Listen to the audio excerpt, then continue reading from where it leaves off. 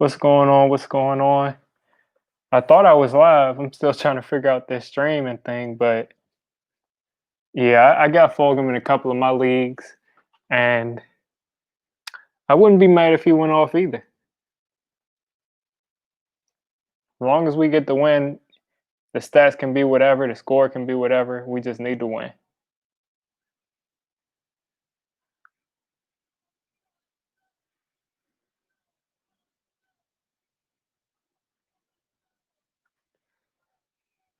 All of these Black Thursdays we got for the Eagles, we just need to finally come out winning one.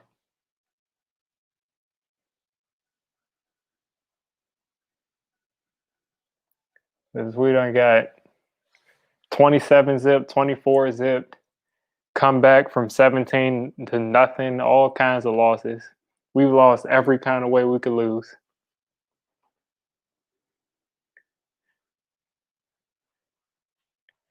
We've lost on field goals. We've lost on fumbles. We've lost on interceptions. We've lost every kind of way you could think of. And I'm sick of it. It needs to reset. Like, come on now. It's been like, what, 12 years since we've not been getting dominated by them?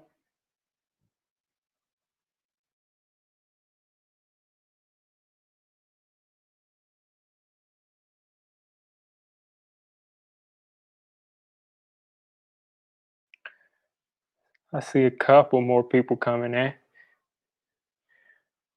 What do y'all think about Sterling Shepard? What do you think he's going to do today?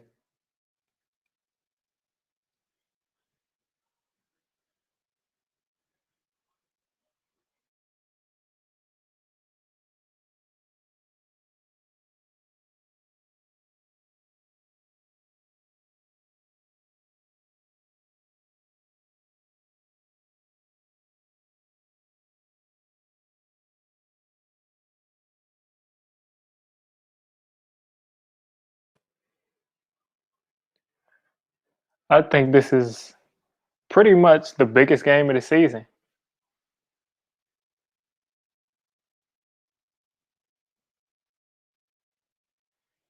We're going to have Slayton and Shepard for the second time this year. They're missing Ertz. They're missing Goddard. They're missing Sanders. So they got Fulgham and Boston Scott, and they've got Deshaun Jackson. I mean, I don't wish injury on anybody, but he rarely makes it through games. He's in the same boat as Sterling Shepard.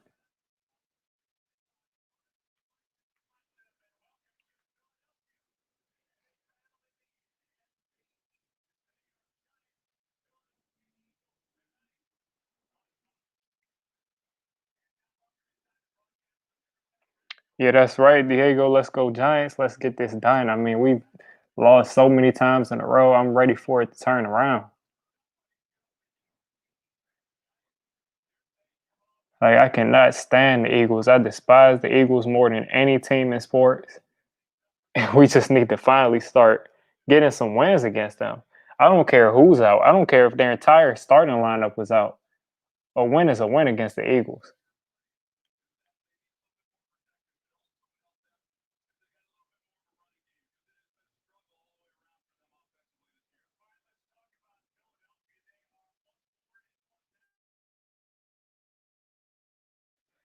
This entire division is just a mess.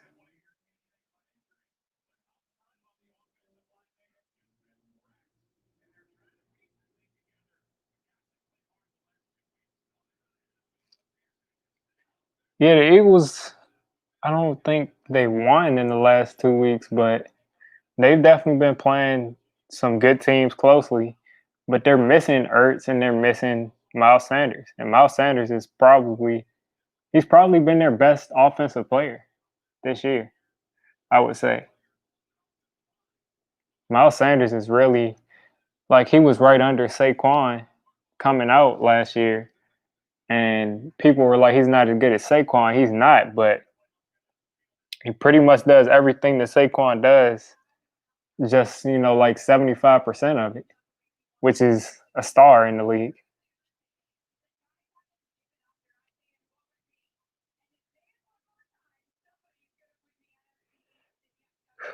5-11 might win the NFC East. If the only wild card is the Cowboys and the Eagles, it's really about what Andy Dalton does, and it's about what Carson Wentz does with these weapons that he doesn't have. It might be the race to 6 or 7 games.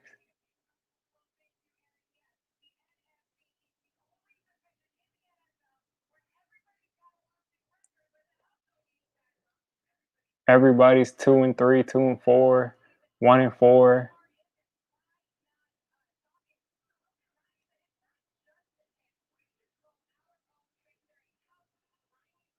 Joe Judge is ready.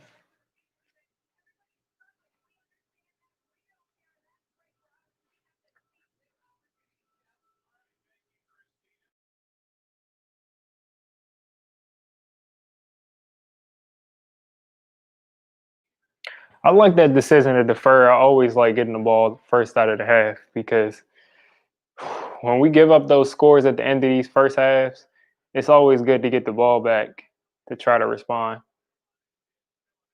Because it seems like the third quarter is usually our best quarter as far as coming out and putting together a long drive. We just haven't been able to finish.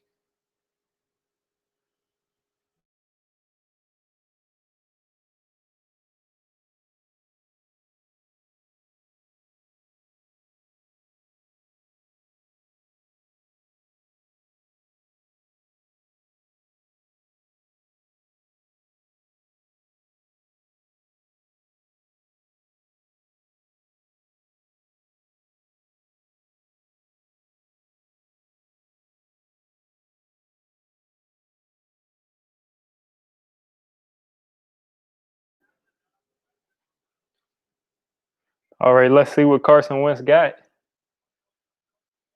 First drive, Deshaun Jackson back in the game. It looks like Bradbury's going to be on him. A reverse to start it off and a first down.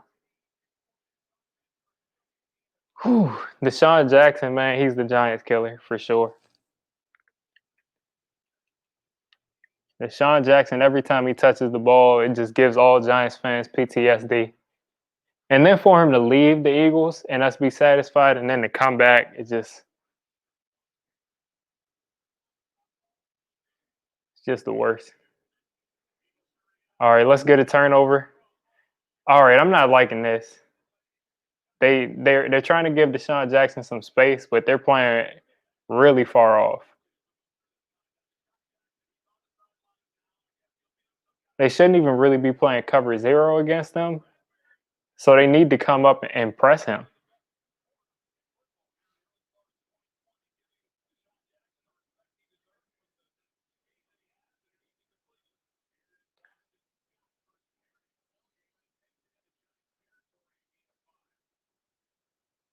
All right, so they came out pretty quick and punched us in the mouth.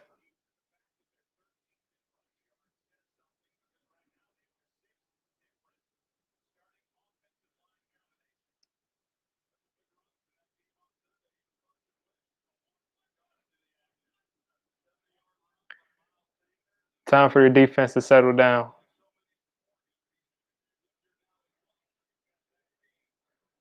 Yeah, that's way too much space. I don't know what's going on right now with the line, but they look to me like they're off balance.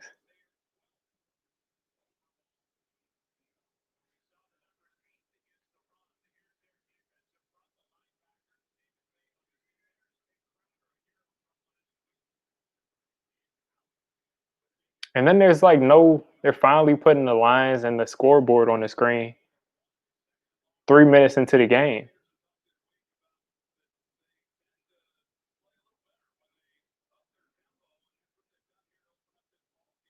All right, this defense has got to settle in because we can't give up a touchdown to start it off. These Eagles on Thursday night with their black uniforms every time.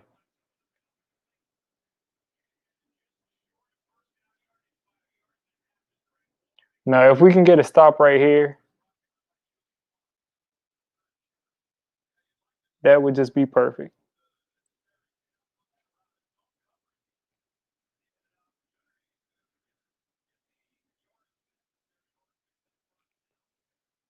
If we can get a stop right here, that'll just be perfect.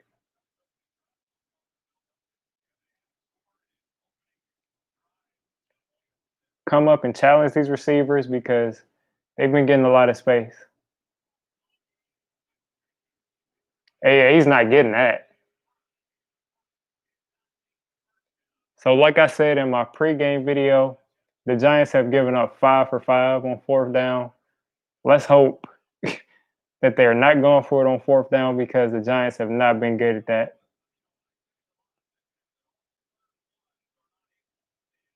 That was a long 3rd and 1 to try a quarterback sneak on, though.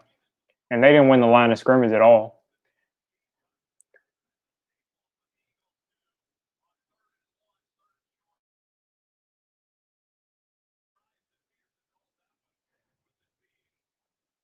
And Lane Johnson is stepping up out of the game again. He just can't stay healthy. He probably has not been healthy this whole year, and he keeps coming in and having to come back out.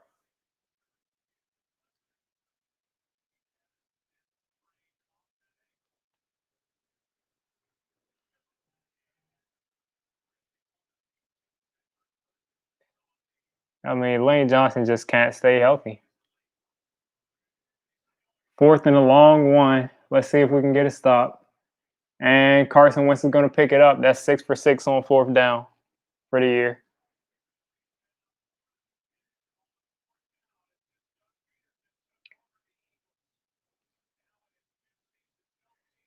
And the thing that sucks is we got a pass rush, and he just stepped up. No one was, thinking about the fact that he might keep the ball.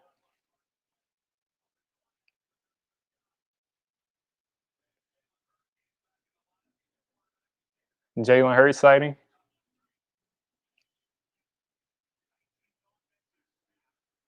All right, run him down. Is that going to be a holding? Take it back 10.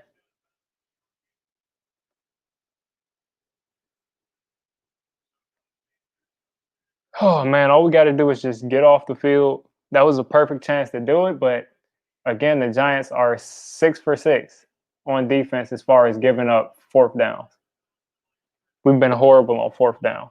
In all the crucial situations, we give things up.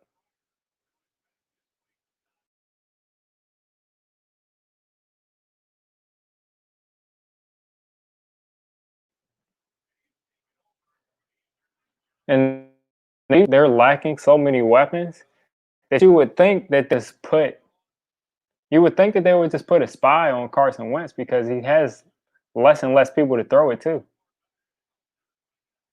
I would just spy him the entire game so that his legs don't become a factor. And Jackson is just they're playing so far off of him that he's just getting these easy underneath routes.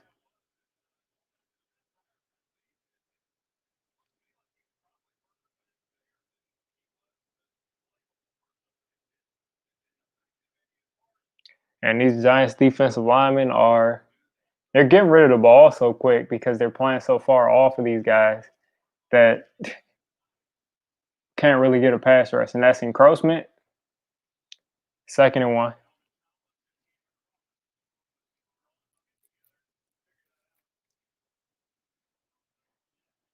Yeah, I don't like how this defense is coming out. I do not like how this defense looks coming out. They've given up a fourth down. We got them in 1st and 15, and now it's in 2nd and 1 because we committed a penalty.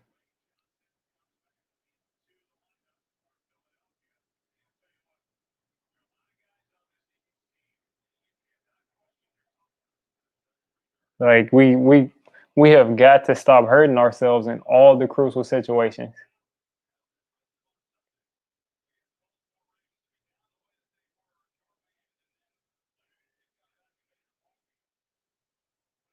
And he's wide open. Richard Rodgers, I expected to be a factor in this game.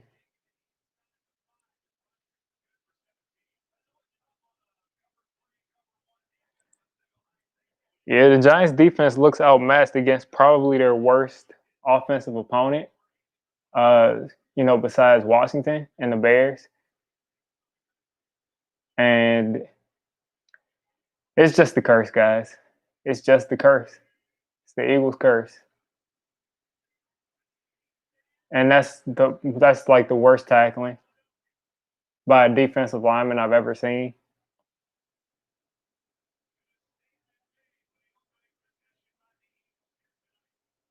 So that's a statement possession. He's right. It see how we can respond to this with Sterling Shepard back. See what we can do.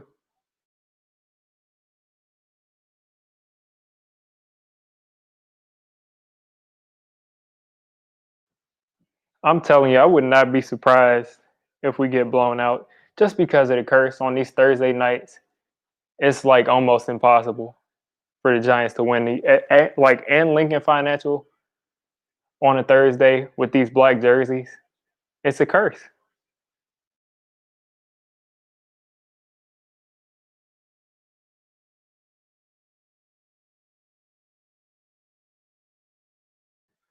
Like I don't know what they did to us, but it's a legitimate curse that we just have to get out of.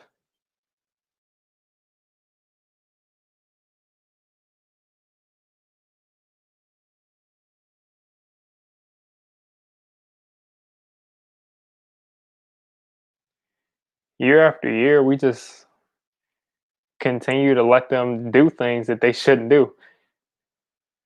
And as you can see right now, we're already at what 21% to win. The game just started, and it's the same thing. It's we play great defense in some areas, and we don't execute when we need to. The fourth and short, we don't execute.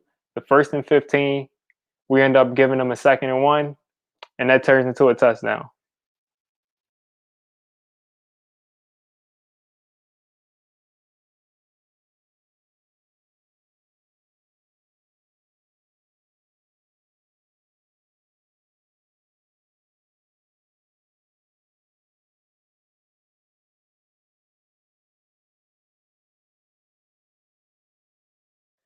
I'm looking to see what this offense is going to be able to do against an Eagles defense that's actually healthy.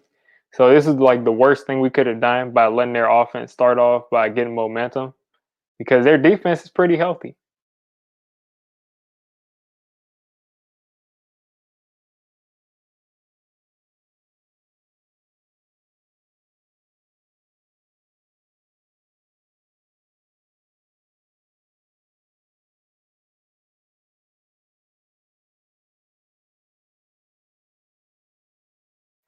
Like I'm going to need Dexter Lawrence and Leonard Williams and every other first and second round pick on that defensive line.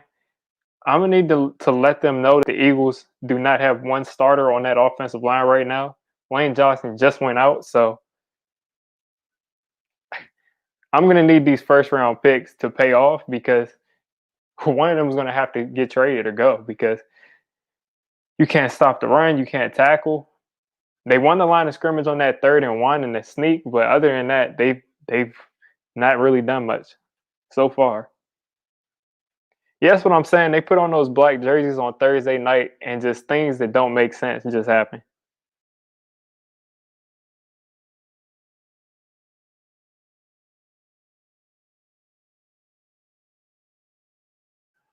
All right, kicking it off. What's going on, Toast? Okay, he's taking that out. You better get back to the 25. You better get back to the 25. All right, good. 26.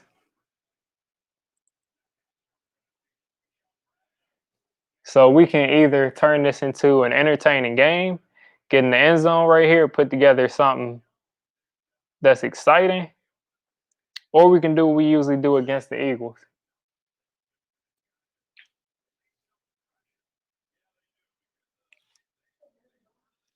You were using that one.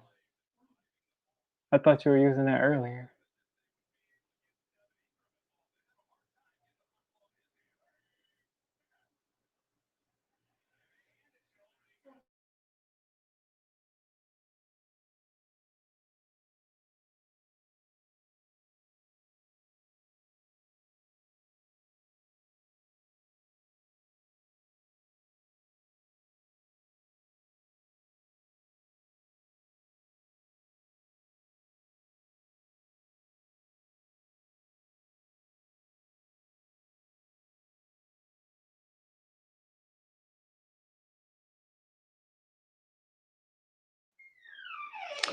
All right, let's go. All this time you got. That was definitely a lot of contact, but not gonna call anything on that.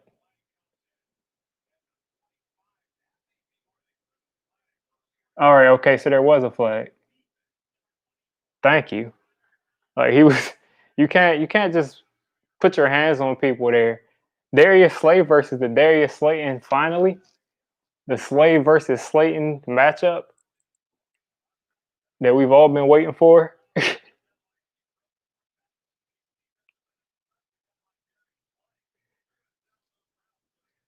So that play went to big play Slayton. This is a run. Get upfield. That's perfect. A nice 6 yard run.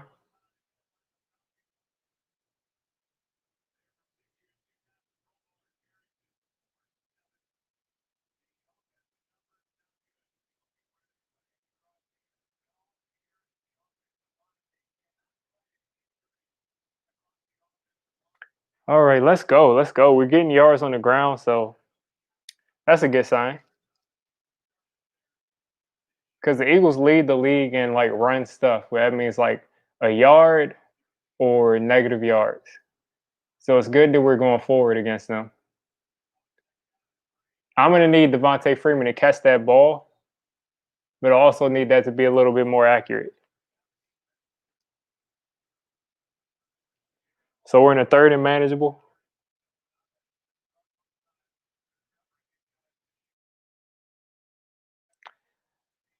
Yeah, I didn't even see the offensive stats, but I know they're bad.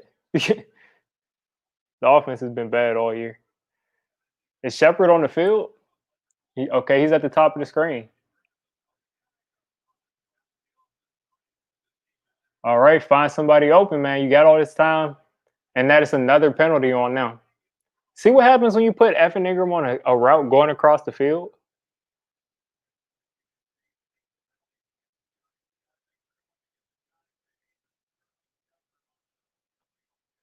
Now they're going to say another pick route. Wow. Oh, Jason Garrett. Another pick route. Yeah, that's what I'm saying. The offense has been bad.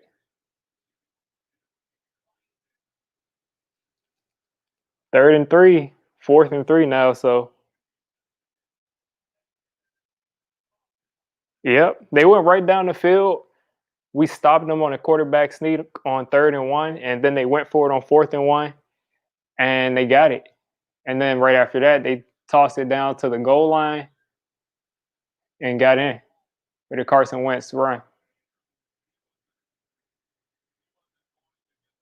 Also, they took the penalty for 3rd and 13. I would have thought they would have just accept the 4th and 3. That shows you how much confidence that they have that our offense is bad. That they will rather us go for it again on offense than to punt it. And you know you're not picking up that first down.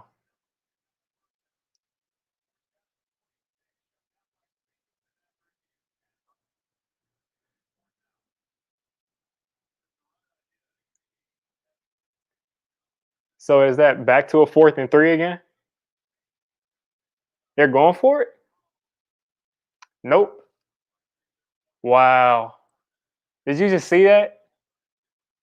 Daniel Jones just tried to go for it on 4th down, and Joe Judge is trying to punt. Snap. Wow. No, he didn't. He didn't come close to getting that.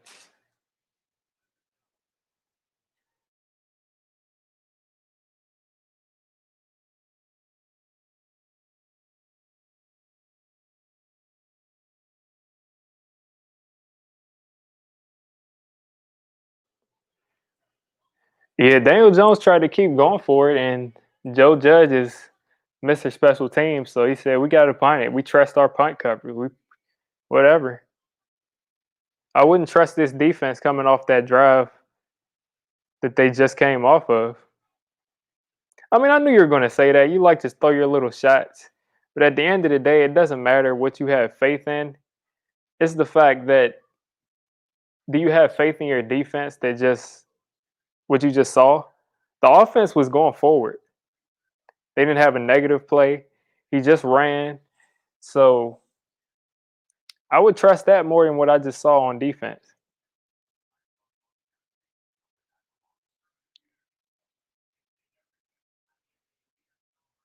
Offense was going forward every play. Even if you give it to Devontae Freeman, like, but if you don't get that, then they say, why are you going for it with your own, from your own 30 something yard line? But if the defense doesn't step up, this is going to get out of hand because Black Thursdays come like clockwork. Last year, Eli went up 17-0, and we lost that game. Years before, we lost 27-0, 24-0. It's just been just a just a slew of horrible games.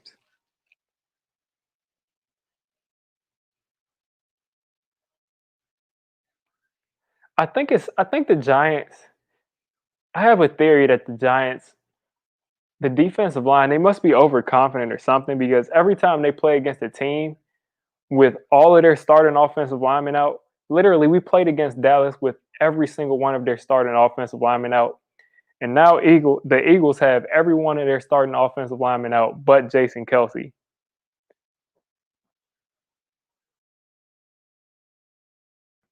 And we've gotten beat on the line of scrimmage.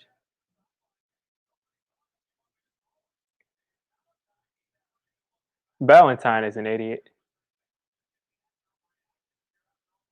He wanted to throw it to Ballantyne, and Ballantyne didn't even turn around for the ball. You see, no one's in the air.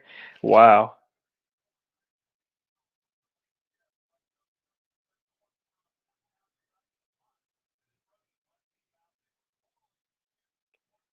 That's just really just a waste.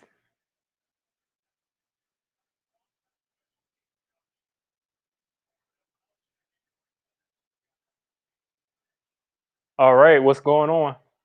They better not throw a flag. That's the first target to Fulgham. Like this dude came out of nowhere. I think he was on the Lions, and he just came out of nowhere and just all of a sudden start having good games.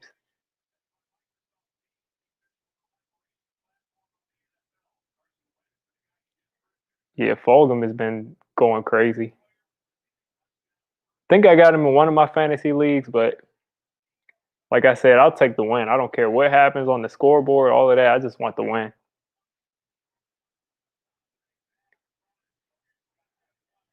All right. It looks like the defensive line is finally. I don't have time for your trolling today, dude. Looks like the defensive line is finally stepping up and stopping the run.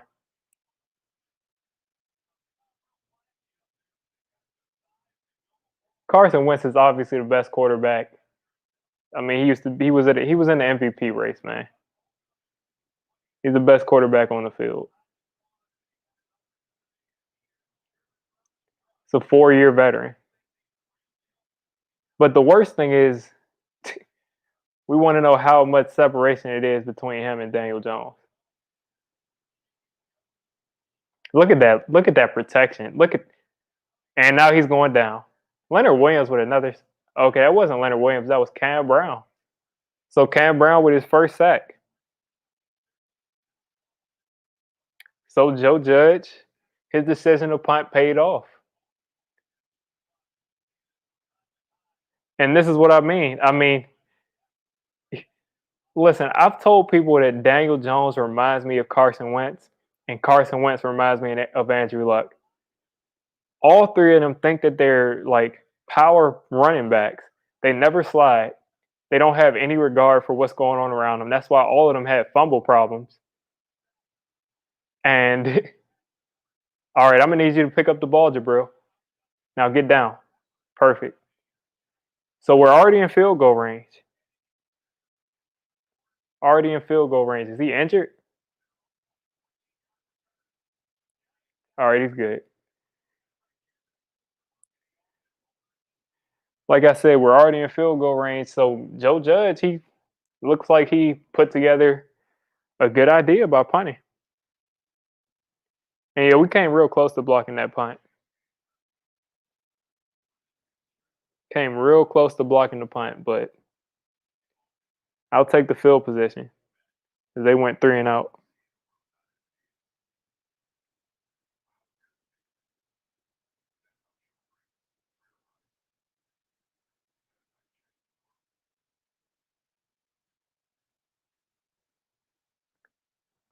All right. Giants fans in here, you think we're getting a touchdown? Now I'll tell you, it's the reason that it's the reason why I picked up Graham Gano on my fantasy team.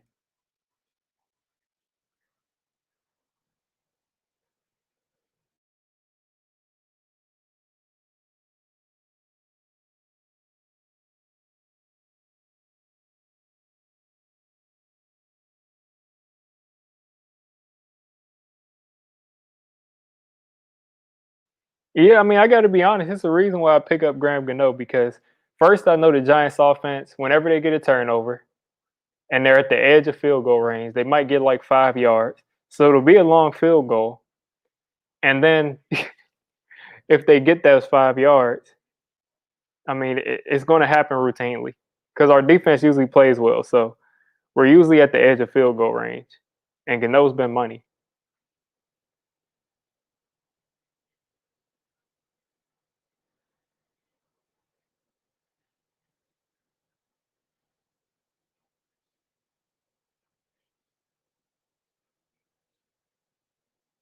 I mean, you say that every week, and it's only been like that one time against the 49ers. Other than that, all the games have been close.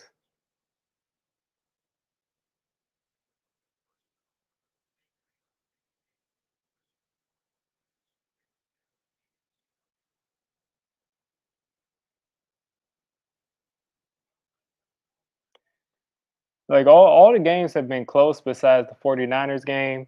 And then the Steelers game was close until the fourth quarter. So I mean they play close games. It's just about all the key moments, nobody stepping up to show that they deserve a win.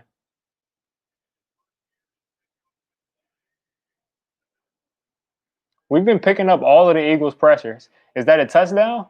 Golden Tate making a play. I score six like a touchdown. Let's go. Let's go. Let's get some momentum. I'm telling you, the Sterling Shepard factor is serious. The Sterling Shepard factor is so serious. Daniel Jones is a completely different guy. Just by Sterling Shepard just being on the field. Because where was Golden Tate doing this before? You know how many chances Golden Tate had to do this?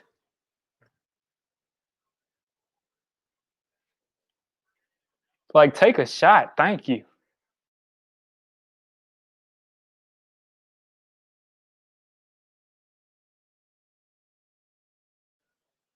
Yep, that's the Golden Tate that I remember from last year. If he's back, and I feel good, that means we actually have three receivers.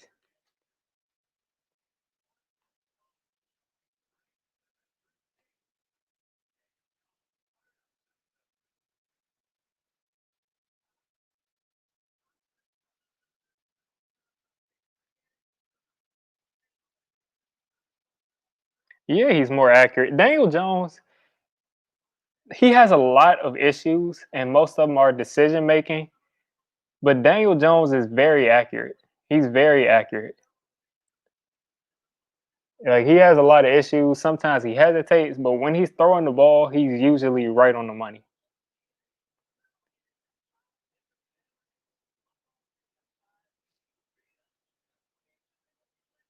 A lot of people can get away. Like Eli, Eli was deadly accurate in the playoffs, but in the regular season, Eli wasn't the most accurate quarterback. But accuracy doesn't really make you. I mean, of course, you got to get it to where your receiver can get it. But as far as like perfect throws and pretty spirals, some guys just can do it better than others. But Eli in the playoffs and that Super Bowl, Yeah, he's putting it right on the money every time.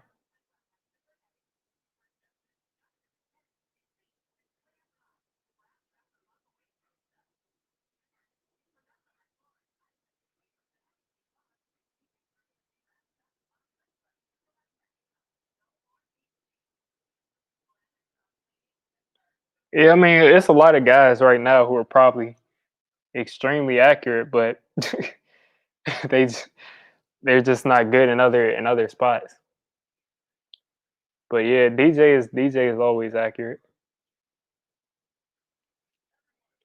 I just want to know if I can get that from Golden Tate once a game, one contested catch a game or one play a game, because he made one like all year last year. This year he disappeared. But that's also the first time I've seen, Jason Garrett put him on an actual deep route. He got his Giants fans asking to trade for John Ross. I see Giants fans asking to trade for like Kenny Stills, all types of third, fourth string wide receivers, just because I mean the way he's using these guys is crazy. But hopefully that's signs of things to come.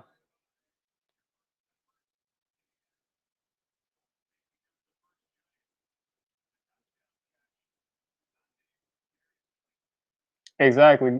Whoa, what is that? Oh, that's an interesting kind of kick. Oh no. Oh no, make the tackle. That was a perfect kick by that kicker because it confused everybody. But the tackling on that special teams play is ridiculous. It was ridiculous.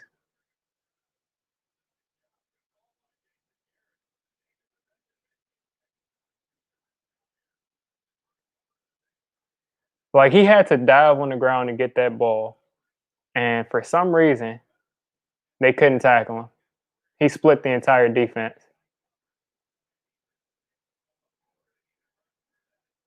See, this is the Daniel Jones I miss because he used to take so many chances and just put the ball up for his receivers. And it seems like, is he about to get, Carson Wentz out of it? And see what I'm saying? All of these Carson Wentz, Daniel Jones, they both think that they're just some power back, that they can just take all the shots. And you never see these guys slide ever. Yeah, we all miss Eli. All the Giants fans that were hating Eli and, yelling about Eli, I bet you miss those days. Because before they destroyed Eli with Eric Flowers and Bobby Hart, the worst we were going was 7-9. Like, that's the worst we would do.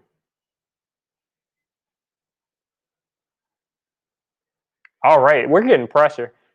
All right, you got to make that tackle. And this is what I said in my pregame video about Boston Scott. I could just see him in the screen game, getting these catches, getting blocks.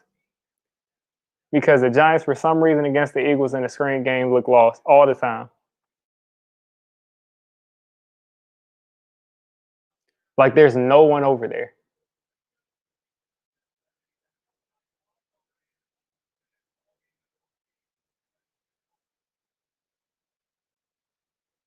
All right. That's a knockdown. Who's that from? Austin Johnson.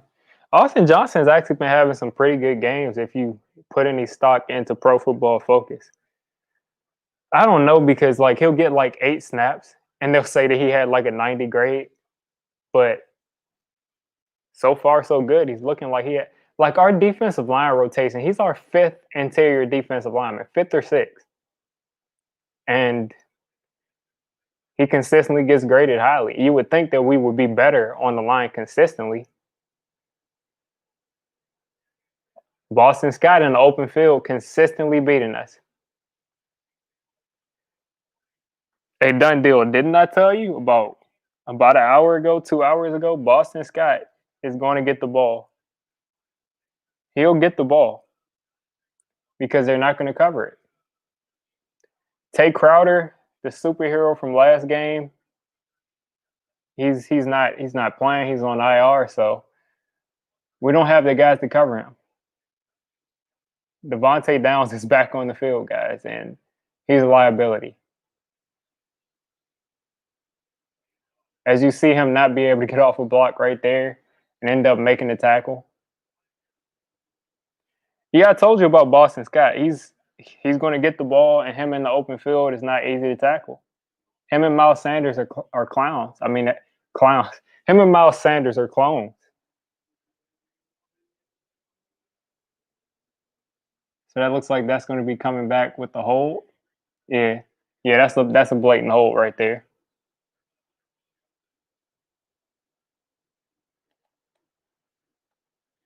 Maybe the Giants can flip it around because usually what happens is the Giants go right down the field on their first drive and score, and we think we're going to blow them out.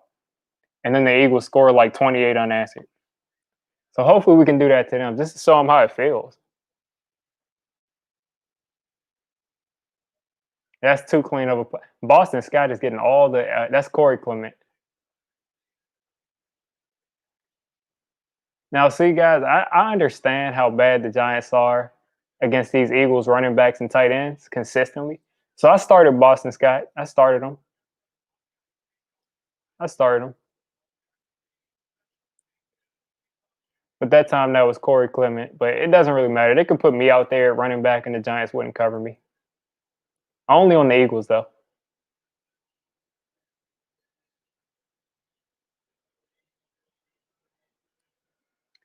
And mind you, guys, we're also missing our slot corner, Darnay Holmes, right now.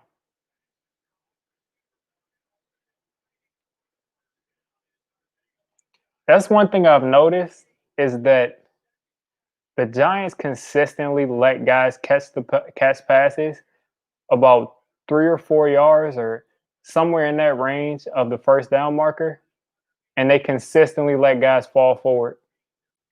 That shows you how. See, Nate Abner should never be on the field.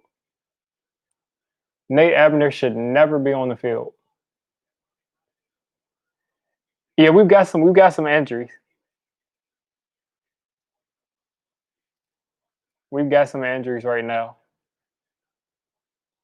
In the secondary, Darnay Holmes is out. So Logan Ryan is playing corner, and Nate Ebner is playing safety for Logan Ryan. So that's not going to be good.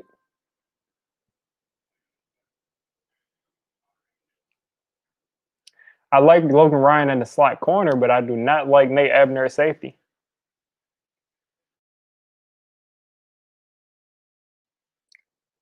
So this is time for that Giants defense to come out,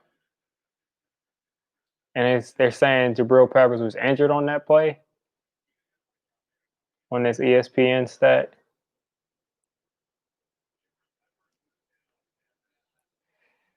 Yeah, we can't afford to get injuries on this defense.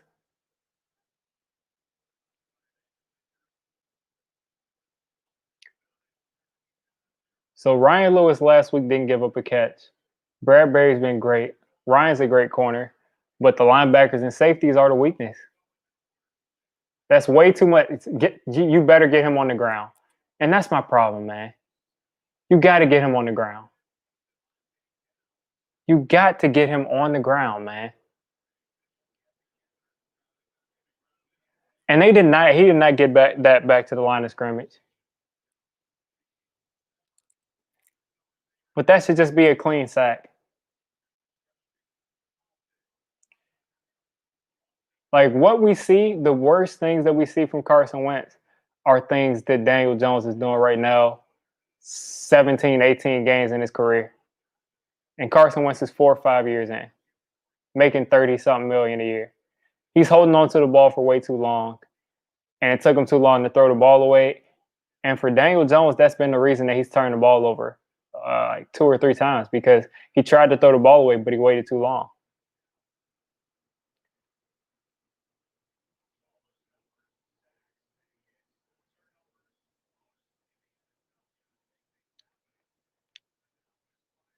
Second and 26.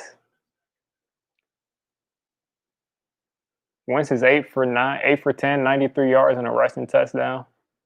So he's pretty much having his way so far.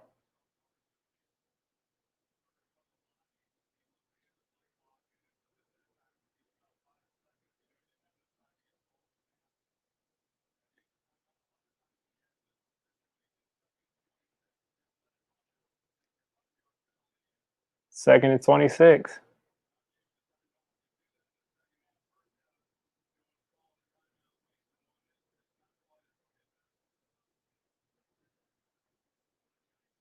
We've held the ball for 2 minutes and 49 seconds, but we got the big play. So all I care about is the points. Eagles can hold the ball 59 minutes as long as we score more points. So let's see if this defense can get off the field with 2nd and 26. Looks like no, because they're going to let somebody catch it. Oh boy, I can't believe it. They go to that soft zone and just leave them open. And it's just so unfortunate Devontae Downs is in the game, because Tay Crowder was doing so much better in that zone coverage, but Devontae Downs is a liability.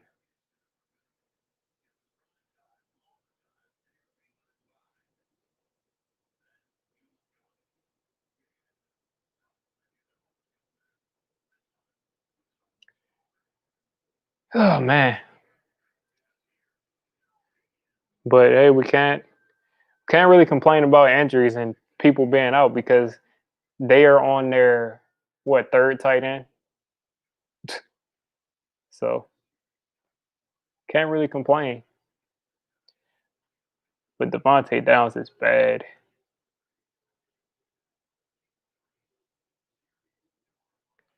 And Richard Rodgers, he's done things in this league with Aaron Rodgers, so it's not like he's an unknown guy.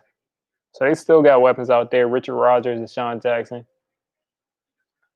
Whiteside, Boston Scott, Fulgham. Even though they've been disappointed with Whiteside so far. I mean, you say that every week. You say it every week that you think we're going to get blown out, but it hasn't happened yet. Besides the 49ers, it hasn't happened.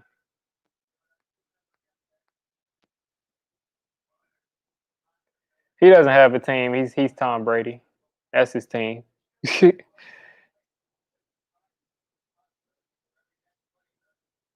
he's like the LeBron fans, except it's for Tom Brady in the NFL.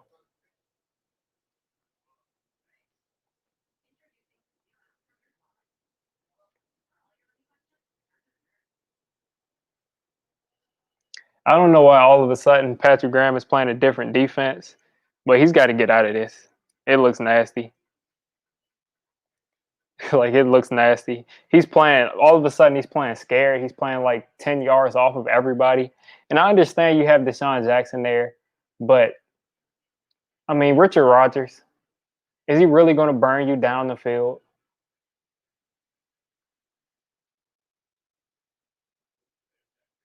He doesn't really hate the Giants. He like respected Eli as a rival, but he just hates Daniel Jones because he replaced Eli.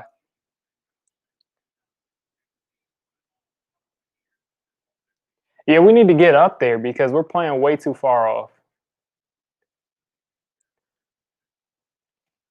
Like last week we played pretty much a mix of man and zone, but we were up in these guys' face. Like, okay, it looks like we're coming up.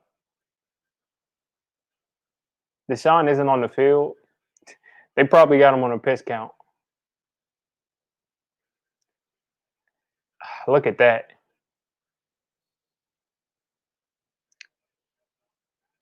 And Julian Love just continues to. Who's that? Valentine? Ah, boy. Yeah, I'd rather, as much as I just said about Nate Ebner about 10 minutes ago, I'd rather Nate Ebner be playing safety for us and Logan Ryan be playing corner in the slot than Corey Ballantyne on the field at all. Like, Corey Ballantyne might be the only reason that the Steelers scored.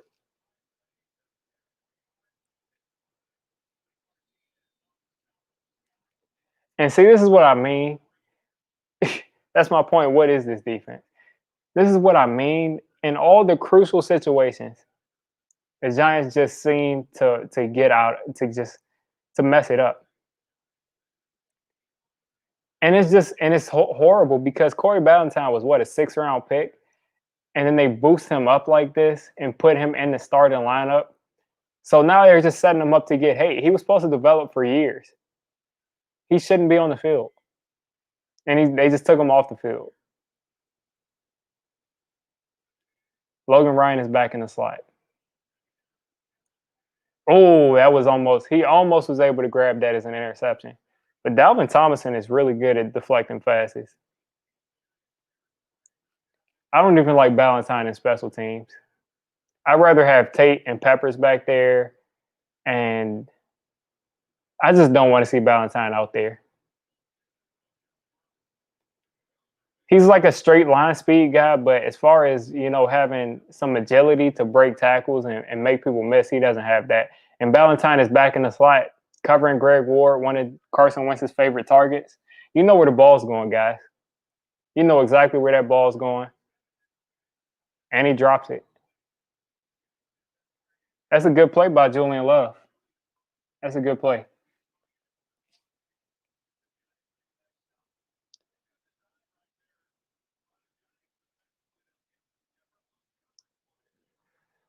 So it looks like Patrick Graham is kind of settling into this game.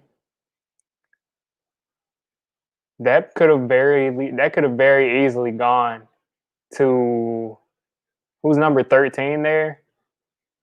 If I'm Carson Wentz, I'm throwing that up to number 13 for that tall wide receiver coming out of the slot, because it looks like he had the position to be able to go up and catch that. But I'm glad we got the stop. So glad we got the stop. All right. Of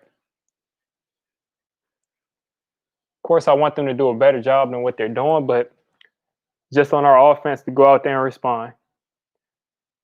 Golden Tate looks like he's back from the dead. Sterling Shepard's back.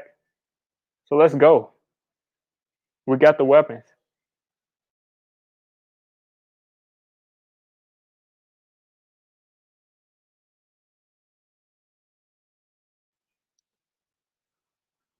I'm just waiting to see a Sterling Shepard sighting.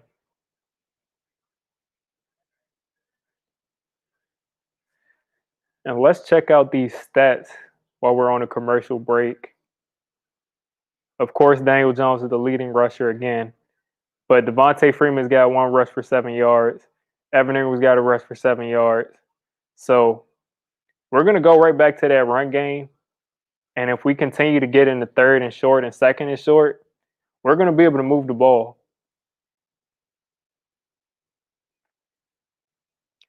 And with how good this Eagles defensive line is, they've been sending blitzes and everything's been getting picked up,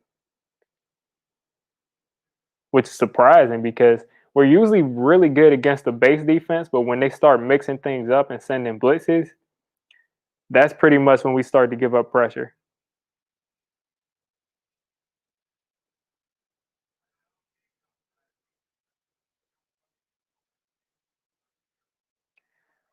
But that was a nice play by Julian Love to get us off the field, because it looked like that was going to be open. If Deshaun Jackson catches that, he might score. With his speed, he might score. So with the Boston Scott sighting, he's 5 for 18 on the ground.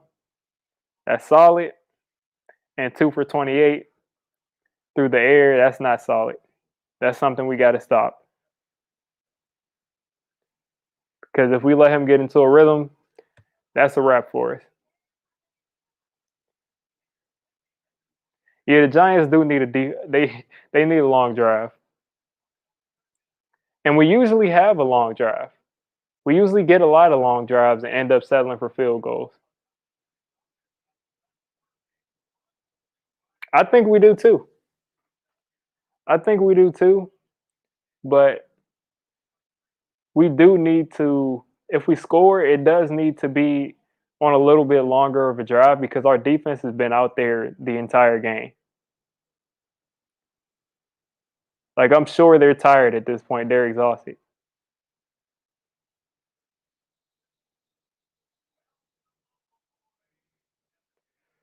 Because what's the time of possession right now? Time of possession. Yeah, we've held the ball for 2 minutes and 49 seconds, and they've had it for 13 minutes. So We definitely have to be able to put together some kind of a lengthy drive because our defense is sucking wind at this point.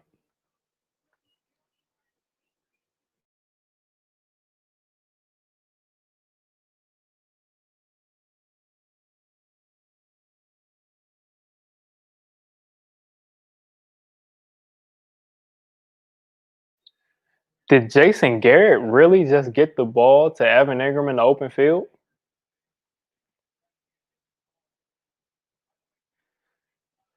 Yeah, David, there's not really much going on in the chat right now. Like I said, once I start to get more and more people in here, I'll start passing out some more mods, but it's not really much going on. It's controlled.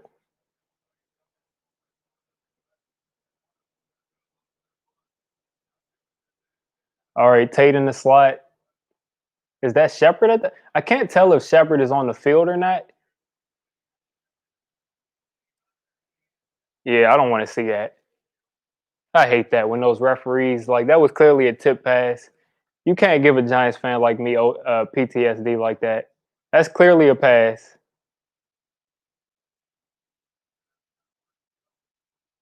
That's a pass.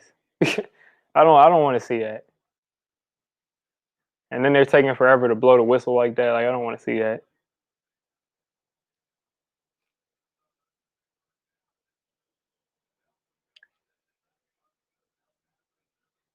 So we've got about a minute of field position out of this. I mean, time of possession out of it. I'm looking for Shep on third down. Shepard is open. Let's go. I was looking for him on third down, and he's there.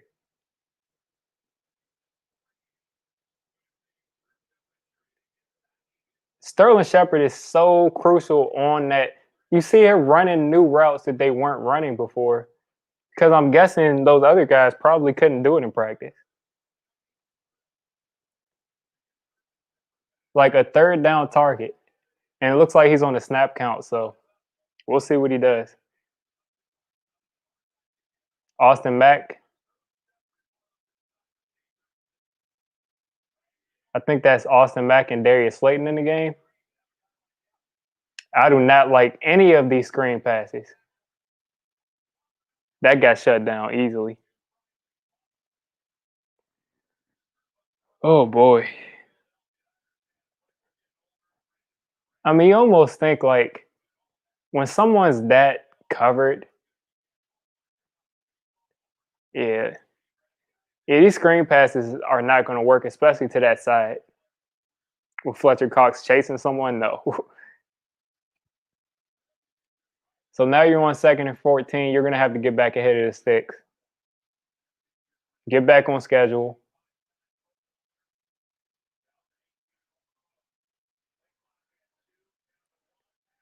Open Evan Ingram for first down. See what I'm trying to tell you guys. Do you see what happens just by Sterling Shepard being in the building? I don't even know if he was on the field, but the offense looks completely different. Yep, Sterling Shepard underneath. And you see that corner underneath came up to try to play Sterling Shepard, and he left Evan Ingram wide open.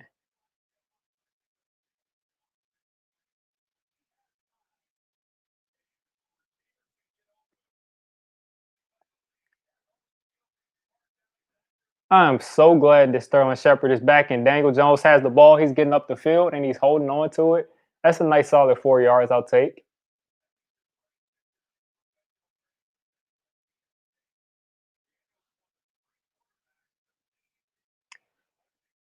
Yeah, Daniel Jones leads the team in rushing.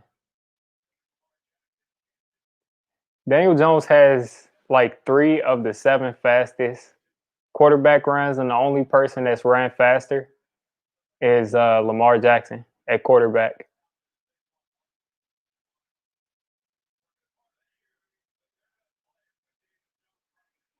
All right. I'm liking what Jason Garrett is doing, and I did not like that play. I'd rather him just throw the ball away.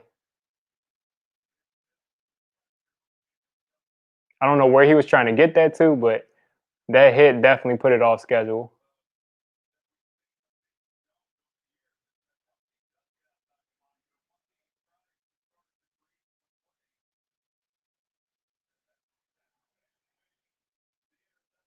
Yeah, that's one thing Troy Aikman is right on.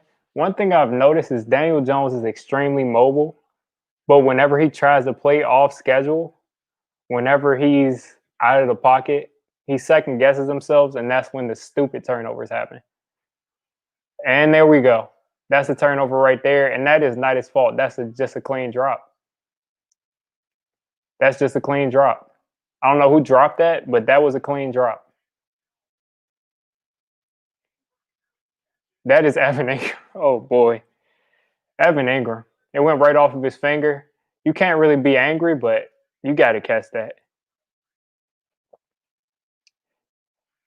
And look, turnovers are turnovers, and it really doesn't matter how they happen. That's going to go on Daniel Jones's record as blah blah blah many games with turnovers, and that's just how that happens.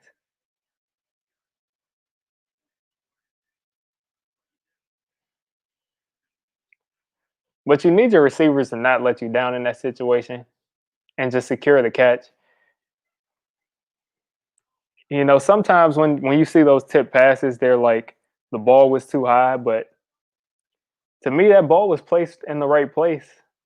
Evan Ingram looked like he just wasn't ready to catch it.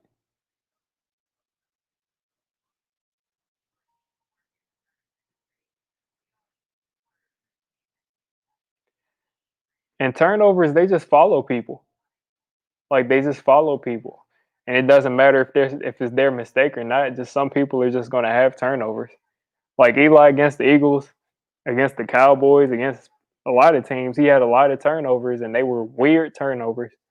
Like one time against the Cowboys, it went off the back of his foot, the back of the cornerback's foot, and it popped up in the air, and it was an interception. Like they just happen.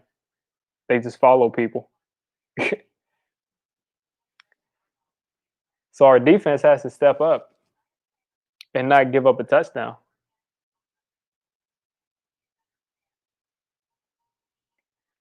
But I do like how the offense looked. This is the best I've seen the offense look as far as what Jason Garrett's doing. And Sterling Shepard looks like he's actually making an impact.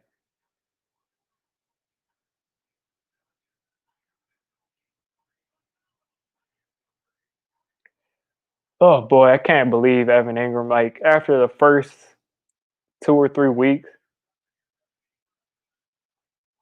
he was playing so poorly, and then at least he's just not been. Yeah, you just have to catch that. You got to catch that.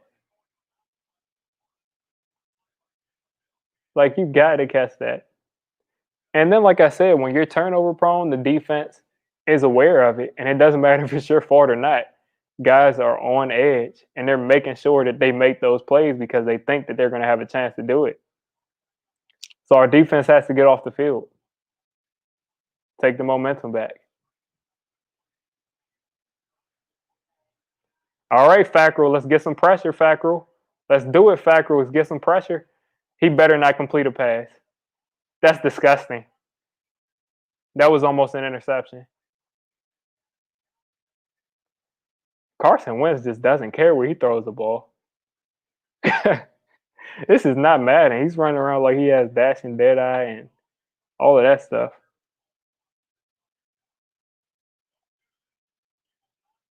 That's going to be an interception 9 times out of 10. To throw the ball all the way across the field like that. And then the sad thing is that receiver should have caught the ball because Martinez was still out of place.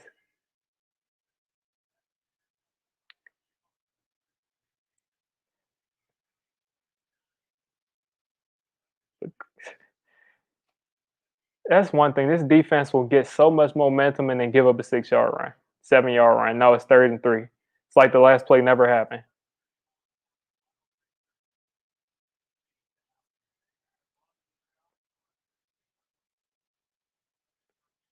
So now their whole playbook is open. They don't have a running back in the backfield, but they can pretty much run whatever they want to when it's 3rd and 3 all day.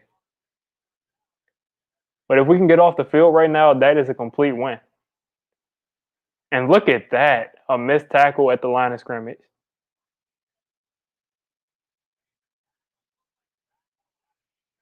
Miss tackle at the line of scrimmage and you give up a third. Like we're so sound in tackling any other time besides third and fourth down.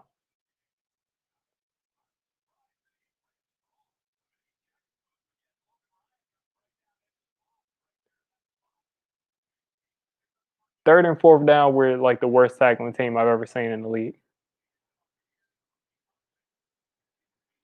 And it's like the Eagles know that I'm starting Boston Scott on my fantasy team, and they're not even giving him the ball anymore.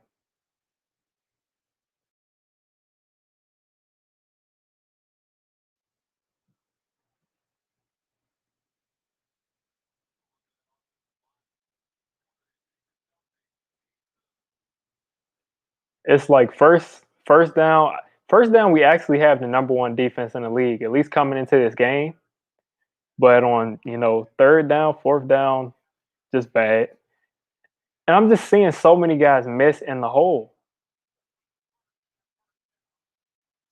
Give the ball if you're going to do this against us. Give the ball to Boston Scott.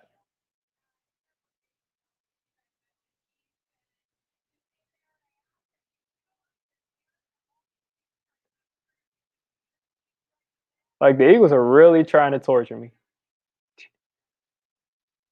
All right, sack him. Get a sack. Get a sack. He ended up getting a half a yard.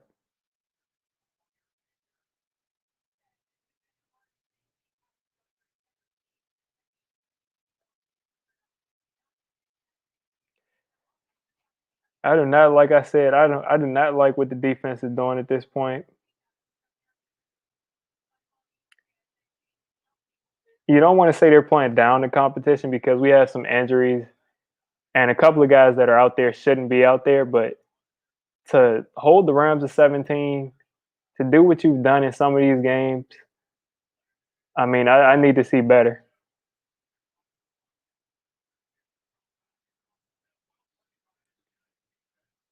You said it's Lamar, Burt, yeah.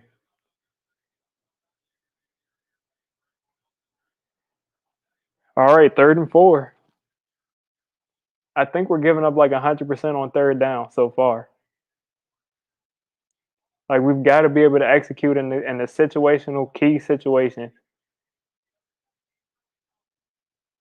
That's their second timeout they've used.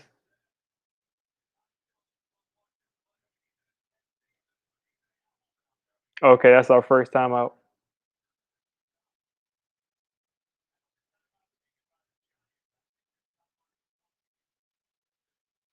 And the defense is probably exhausted.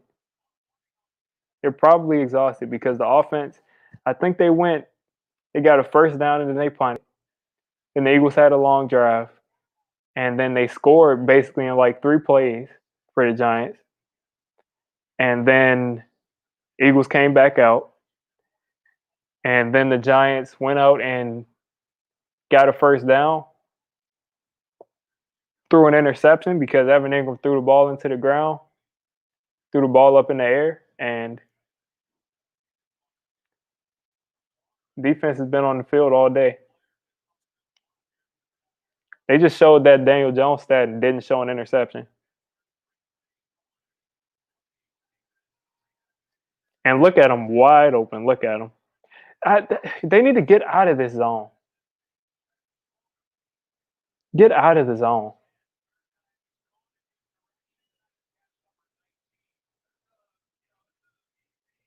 Like, get out of the zone, man. I don't want my middle linebacker responsible for covering Travis Fulgham.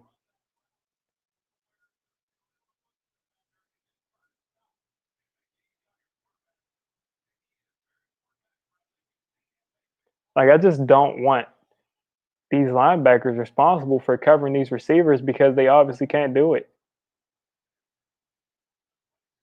Like, how many times do they need to show us that? And he's getting sacked from behind. And wow. So they're going to call that a sack? I'll take it.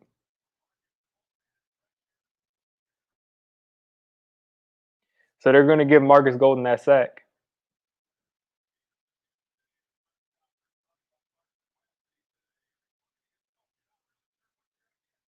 That doesn't look like his knee was down, actually. Oh, yep, his knee was down. All right, 2nd and 15. Like, we have got to not give up anything more than a field goal. If we want to stay in this game,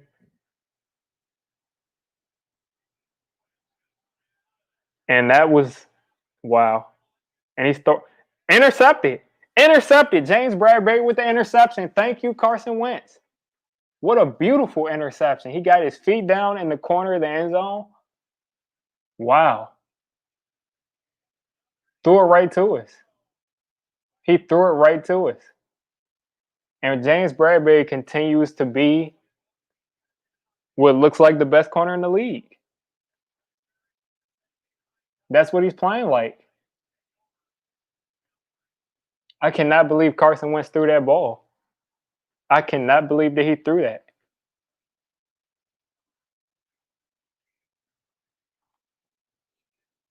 I cannot believe. I don't know what he saw on that play to throw it up that high, but maybe he was trying to throw it away, but that was a horrible decision.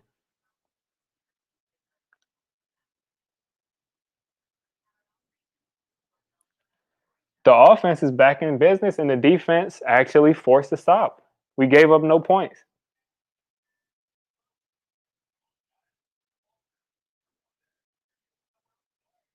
Yeah, we knew he was going to throw one. But he just didn't care. Like that first play, he ran around like I said, like he's got dash and dead eye in Madden. Ran backwards like 300 yards and just threw it into coverage.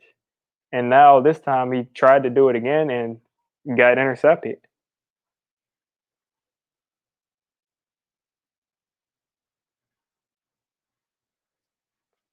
So we got the momentum right now. We need to get on the field and get in the end zone. Like this is the first time that I've actually felt confident that we can throw the ball against someone because we've got Sterling Shepard back, Darius Slayton is there, and Golden Tate actually just made a play today. So this is the first time I feel like we have a chance. Yeah, that's Stevie Wonder. Yeah, that's a straight Stevie. Because I don't know what he saw on that, but that was ridiculous. Because he was not open. He sure wasn't.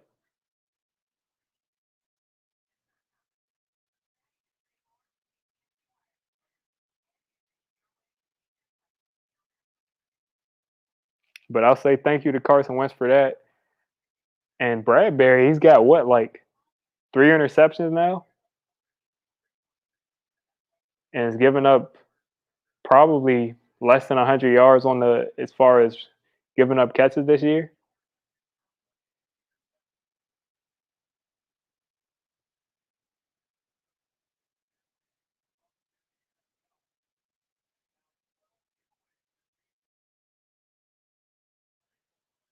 He did the Tony Romo spin. And what did he just think that he was just going to give his receiver a chance to go up and not on Bradbury, man.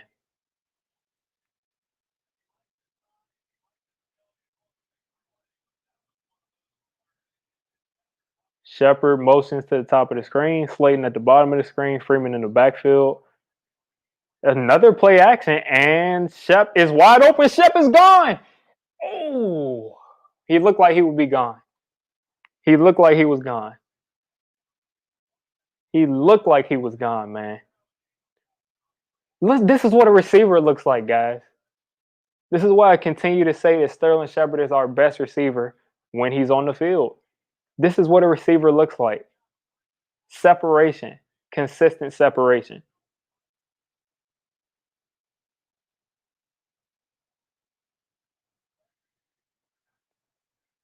Give it to Freeman. Freeman has been running hard. That's about 2, 3 yards. Like I said, all we want out of this running game is to stay on schedule. Make sure you're not going backwards.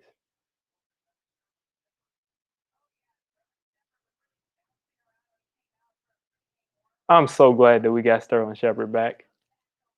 You guys don't realize a wide receiver. And that's no disrespect to Darius Slayton, but he's a number two.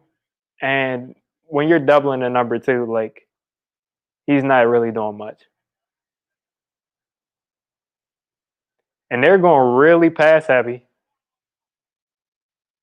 And both is that Matt Parrott? Yeah, Matt Parrott gave up the pressure. All of my Giants fans who just think that Matt Parrott is just Superman, he gave up a pressure that time. What do you know? Him and the other rookie who have to both adjust to the NFL going against superstar defensive linemen, both gave up pressures and gave up that sack. So let's stop all of the Matt Parrott is Jesus. Let's stop it. So that effectively killed our drive.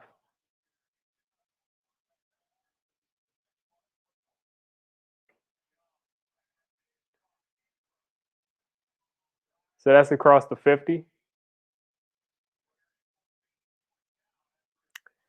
So that's the way to kill a drive.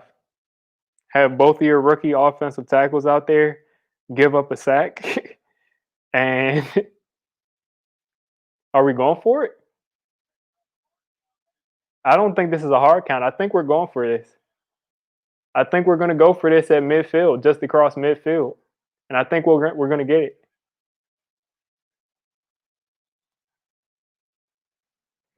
I'm sick of seeing this. We need to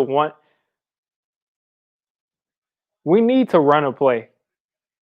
We've got to run a play on one of these fourth downs because every single game we come out and try to try to get someone offside, and it never works because they know we're not going to snap the ball because they know we're not going to go for it. So all of that momentum is gone because you're punting it right back to them. Just like Ron Rivera did last week. I mean, that kept them in the game last week. Sometimes you just got to take that chance. I like Joe Judge for the most part, but sometimes you just got to take that chance.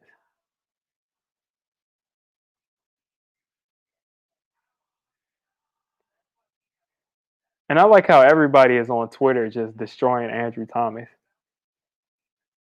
Like Andrew Thomas has been struggling, but like I said, everybody thought that Matt Parrott was just a god among men. And guess who gave up the sack just as much on the other side? Matt Parrott. And this isn't because I have something against Matt Parrott. I think both of these guys look like they can be great tackles, but they've got to develop. What did Jedrick Wills do last week against Bud Dupree, who Andrew Thomas shut down? Jedrick Wills got his he got it handed to him. Got to give these guys time.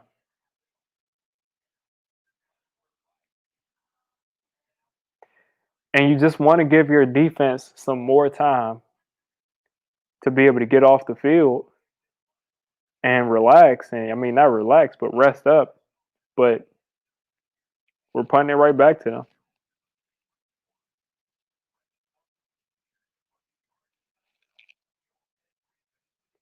And I mean, and then the other people saying that Matt Parrott shouldn't have been in there. I mean, Cam Fleming was doing the same thing. Cam Fleming, I mean, maybe he's a little better than Matt Parrott, but I mean, it's not like he's going to save the day.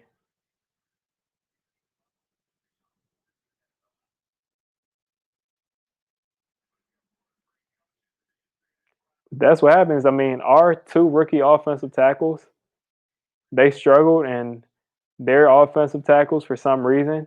I don't know if they're rookies, but I know they're not starters because Lane Johnson just went out. Those guys are playing like starters.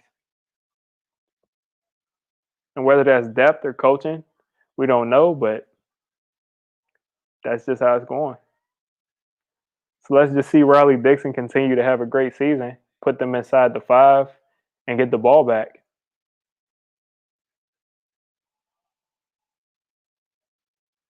Get the ball back right inside the 10. I'll take it.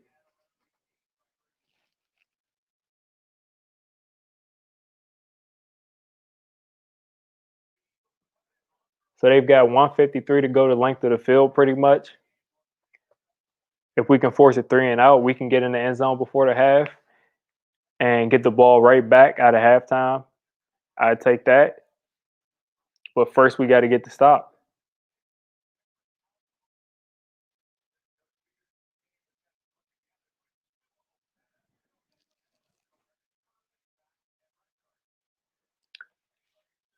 All right, welcome back, Carson Wentz.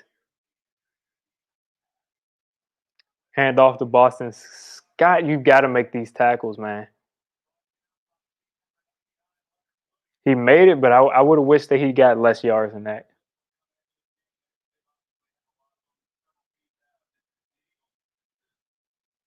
Like I need us to be a lot more stout. So what's that? 2nd and 6.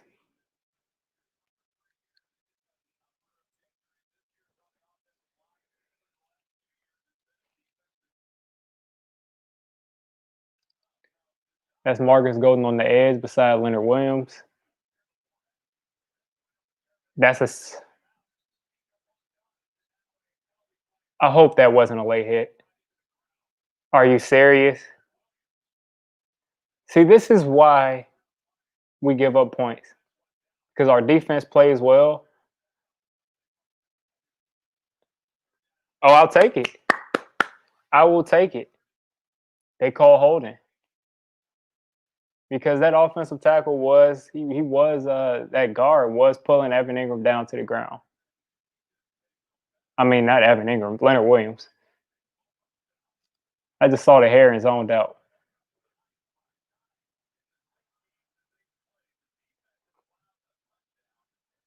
It's 3rd and 6.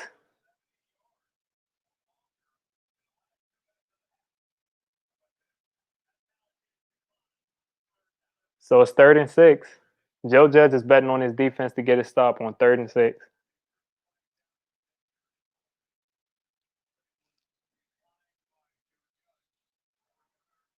I would have personally taken that penalty, but I understand that he doesn't want it to be 2nd down and give them 2 chances to get that 1st down. So it looks like we're going to send the heat. Come up and make that tackle. And he got out of bounds. He stayed in bounds. All right. So that's the timeout. We're going to get the ball back with a minute left to get in the end zone or tie it up.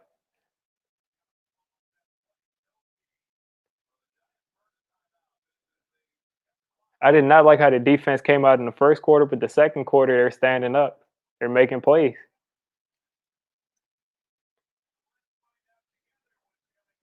So let's hope we don't see any more successful screens because they came up and stopped that one.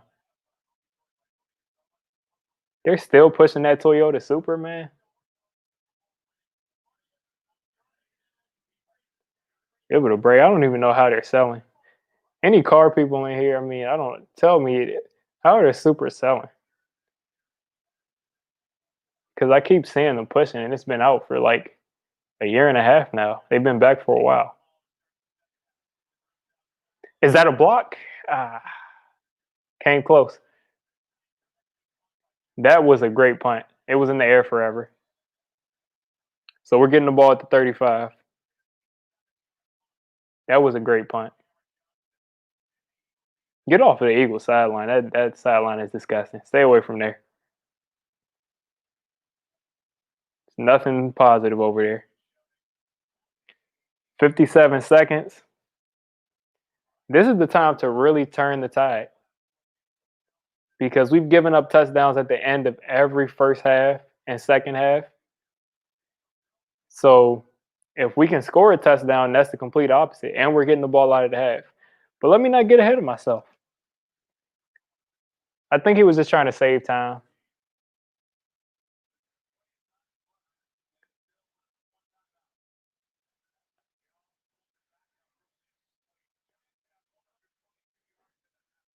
Shepard was pretty covered on that.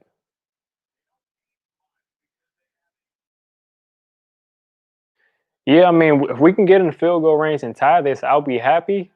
But of course, you want the touchdown because Gano has been kicking it, and he can kick it from 60 plus.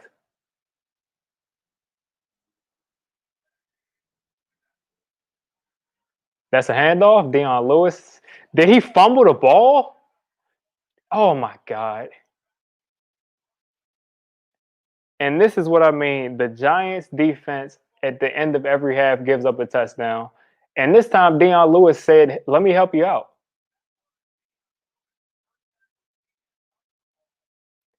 Yeah, they should be using Tate on screens and slants, but Jason Garrett doesn't know how to use his players. He doesn't know how to use any of his players. The only person that seems to fit this offense is Devontae Freeman. And that was really stupid for that defensive Eagles player to pitch that because you don't want to pitch it. You don't want to pitch that after you already got the fumble.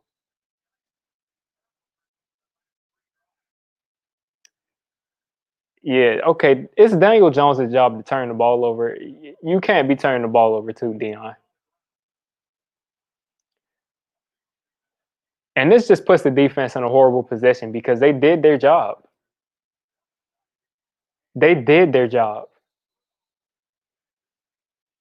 Like they did their job, and now this is going to go on now as far as giving up points at the end of the half. But the offense didn't put them in a position to help.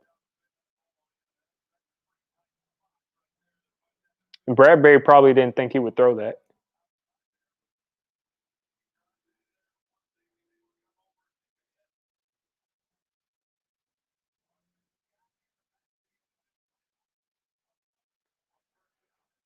Oh boy, I did not want the ball shouldn't have been in Dion Lewis's hands on the run play anyway. And look at him making all these spectacular plays now. And it's not the defensive fault. Like, of course, they shouldn't be giving up touchdowns, but what do you expect?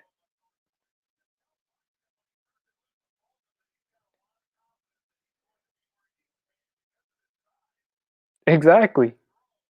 What is first of all, I mean, I know Dion Lewis is in there because he's a pass catcher.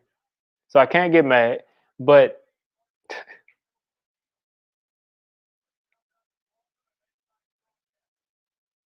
and if the defense gives up a touchdown, it's not really their fault. Is that a touchdown? I mean, is that an interception? Yeah, Bradbury's been playing well. I mean, without him, we'd be in real bad shape. I wanted Byron Jones, but Bradbury's been playing better.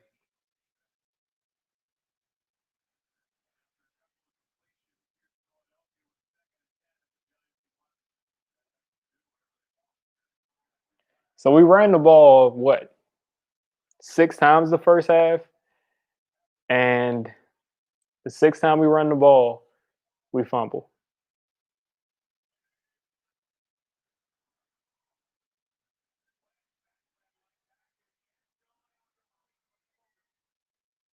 All right, one more stop defense, and you did your job. You can't expect the defense to be out there all day and just like they're not that good. Like this defense isn't that good. They're a good defense. They're a solid defense, but you cannot expect them to be out there all day and putting them in all these terrible situations. Just get off the field here, and you guys did your job.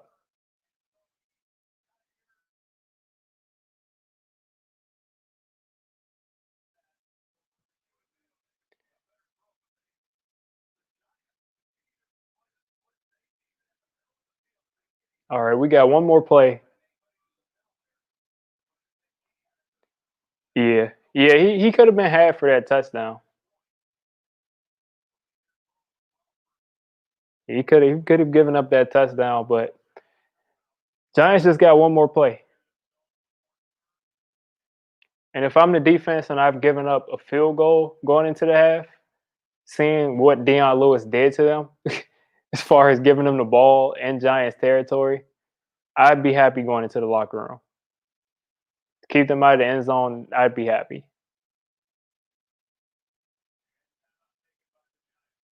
The Giants took a timeout. Why not? 22 seconds left.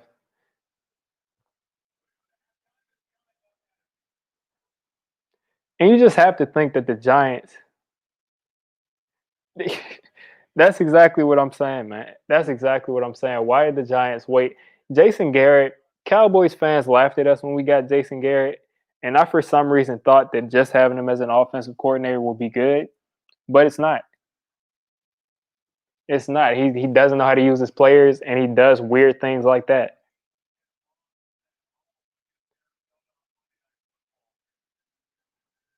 And his play design is just horrible.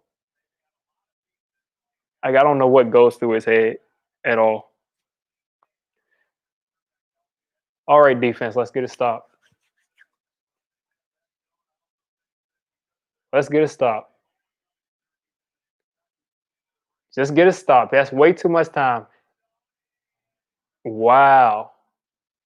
I can't tell if that was a drop or if the ball was a little bit too far, but defense got to stop. Wow, that was a that's basically a drop. I don't know if that'll go in the stat sheet as a drop, but that was a perfectly thrown pass.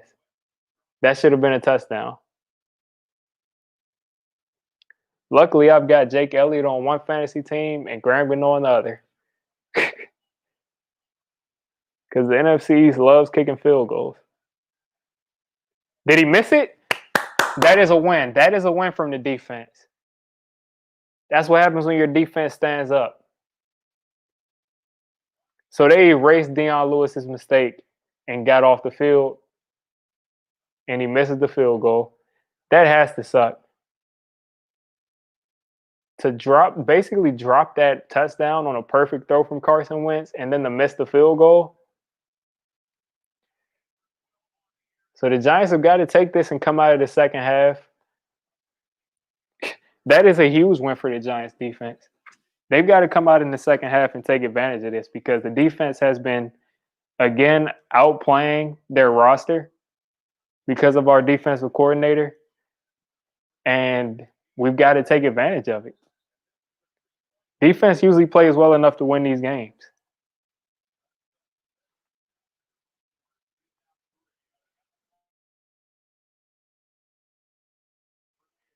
So the Eagles have been in the red zone, I think, 3 times now, and they've come away with 10 points. A turnover and a missed field goal, and this Eagles team could be at 20 points now. Exactly. And the defense has got to be exhausted at this point.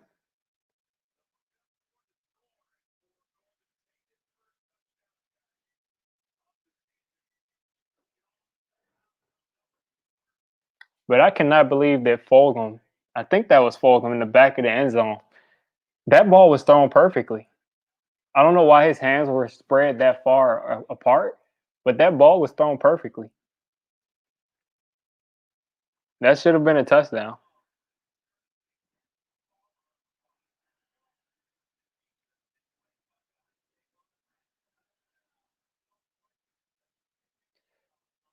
Yeah, but the entire NFC East sucks, man.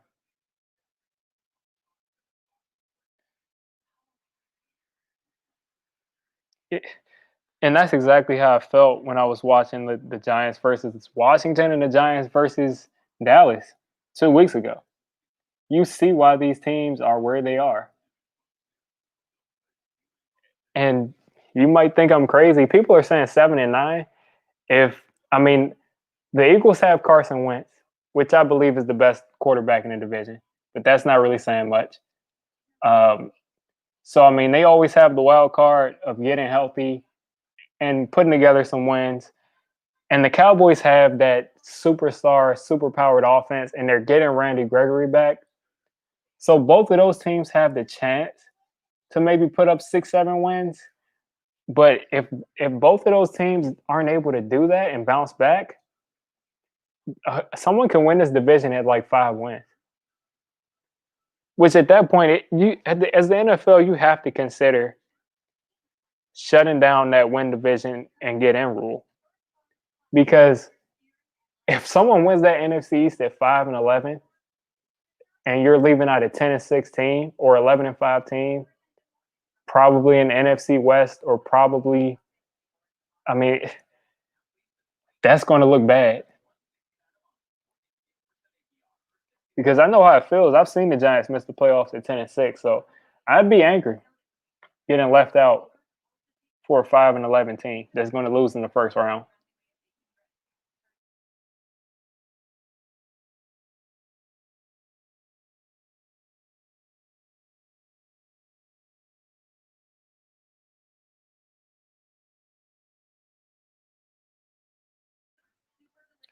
Yeah, 5-11 win this division. That's bad. That'll be bad. But it seems like the NFL always evens itself out. So someone will probably win at 7-9 or 8-8. Who knows? But something tells me whoever wins this game and whoever wins that Washington Dallas game, which Dallas should win very easily, that those are pretty much the teams that are going to be competing. And like I said, Philly's the wild card because they've got so many injuries, and that's the only reason they're really this bad. Carson has been turning the ball over a lot, but other than that, they've had a ton of injuries.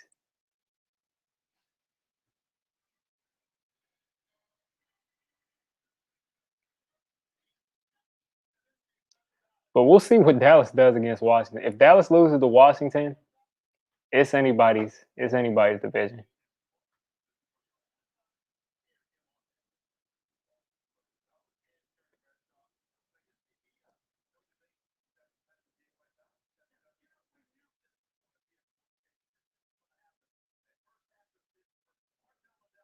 Yeah, people don't want to run the ball anymore. They want to come out and shotgun every play, three wide receivers, and just throw it down the field.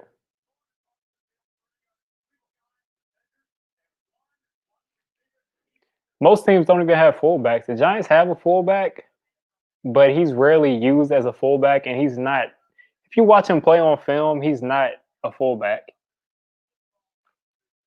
Like he's not a fullback.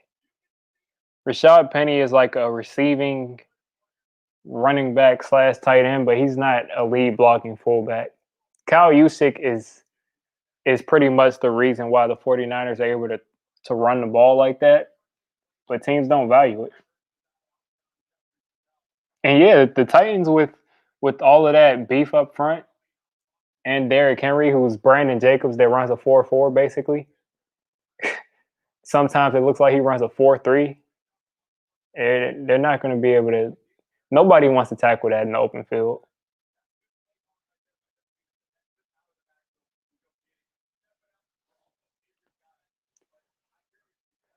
They've got 220-pound guys, 218-pound guys playing linebackers. So that's what I would do. Get a huge offensive line, big blocking tight ends, and run the ball. But it's all about if you have a good defense, because you can't really play that football if you don't have a good defense.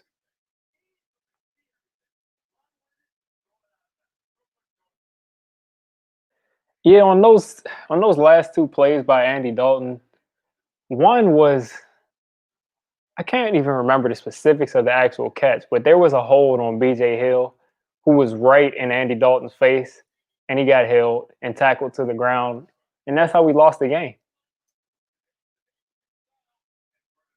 But there's been a call like that pretty much every week, so I can't really complain. I mean, they probably want Dallas in the playoffs more than all of these other teams.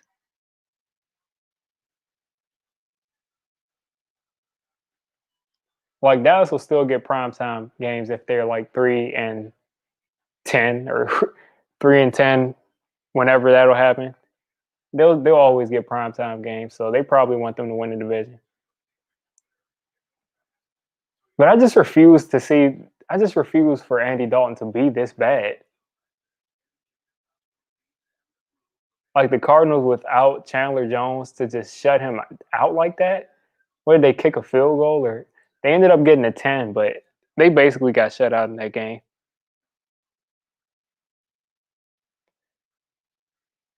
But against Washington, Dallas should win really easily. The Giants were somehow able to put up 32 points against them or 34 points, but Washington can't dream of putting up that many points. They can't score with Dallas. That's if Andy Dalton doesn't completely neutralize CeeDee Lamb and Michael Gallup and Amari Cooper like he did on Monday, last Monday. Or I think this past Monday, yeah.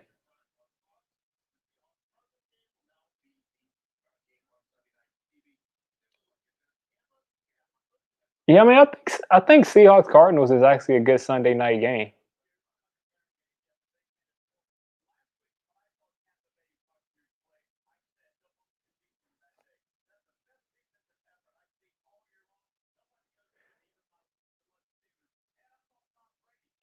But yeah, everybody's still in the division. Everybody's still in it. Sadly, everybody's still in it.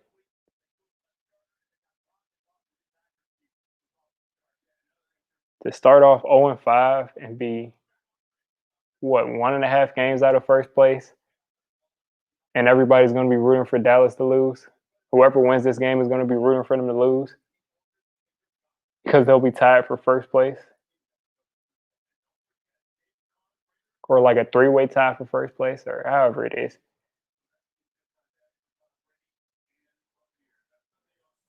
But there's just been a lot of bad football in general. The Giants and the Jets have really done it. The Giants have played these teams close, but the Jets have just been getting just the spread for the Jets is like 13 and a half the last time I looked.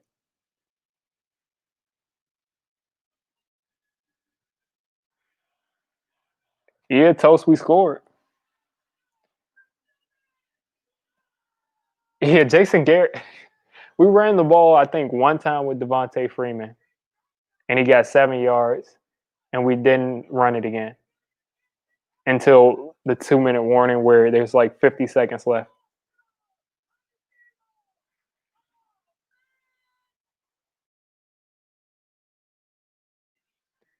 Yeah, our offense has actually looked pretty good.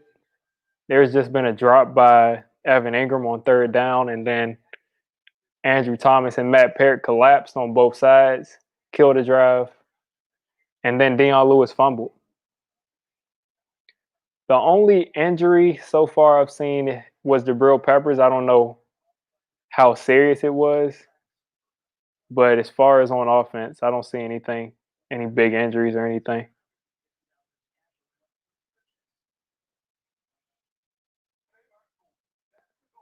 Let's see if there's anything on Twitter about injuries with Jabril Peppers.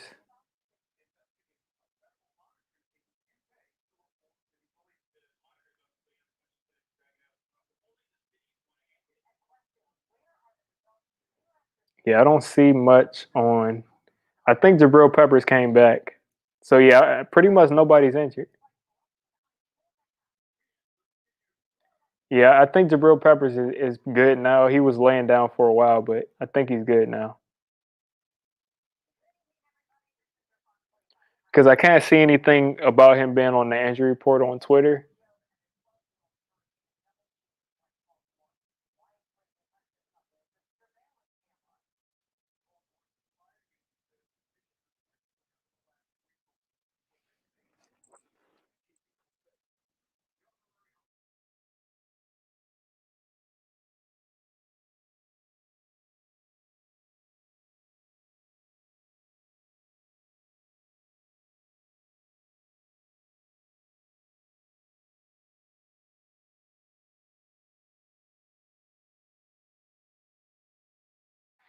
Yeah, Corey Ballantyne is a liability.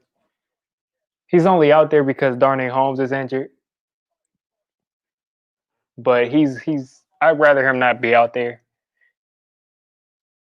because we've been having Logan Ryan in the slot, and I think Nate Ebner is in there, which I don't really want. But I'd rather Nate Ebner being in there than your slot corner.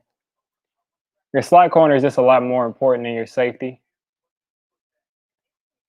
depending on how you use the guys. But if you're going to man people up and you're going to play this weak zone, I mean, I'd rather have Logan Ryan there than Corey Ballantyne.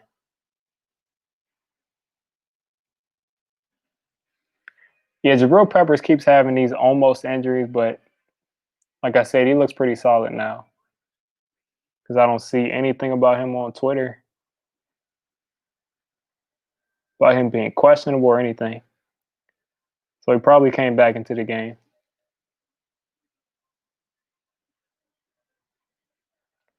Yeah, the thing is, I mean, Ryan Lewis didn't give up a catch last week, so I mean, he's just playing better than him in general. Corey Ballantyne was like a 6th or 7th round pick, so you can't expect much from him.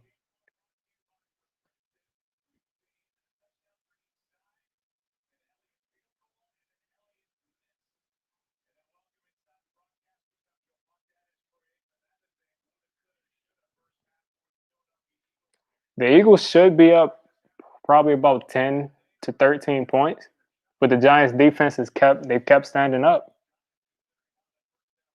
and we're getting the ball out of the half.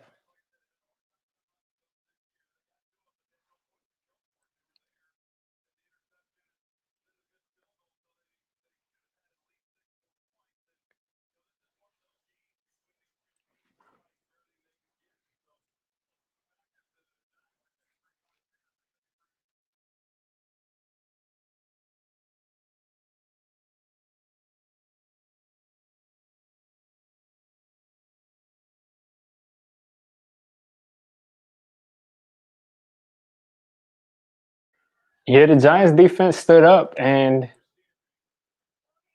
only gave up a field goal. I mean, only they gave up a field goal, but he missed like a 20-yard field goal.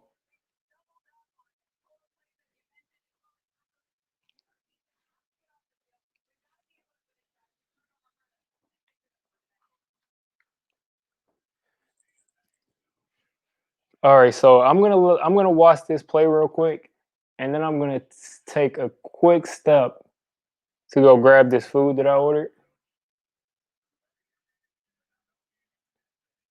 So we finally run the ball. Wayne going for 4.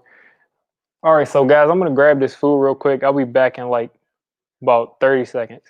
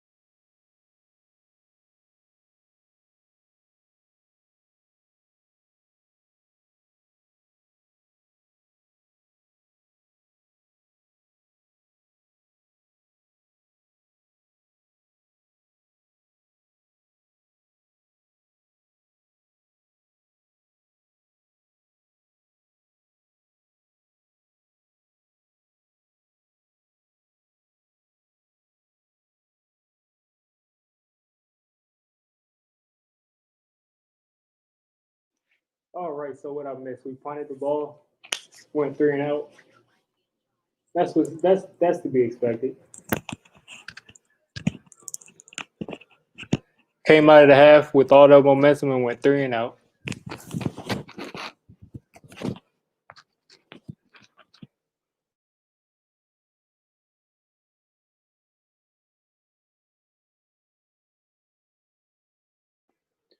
So you throw in this defense that's held all day back on the field after they do all of that for you. That's great.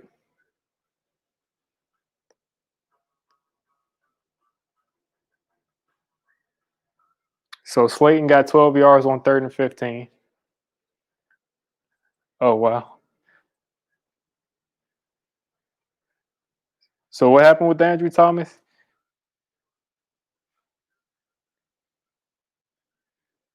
Someone put a move on him or something. It's just just regular Giants activity.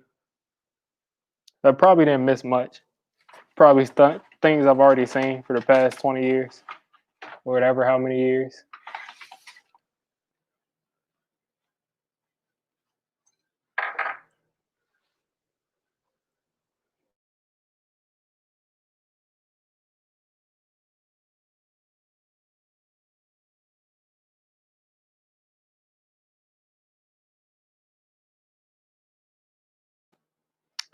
I don't think we'll trade for Marlon Humphrey.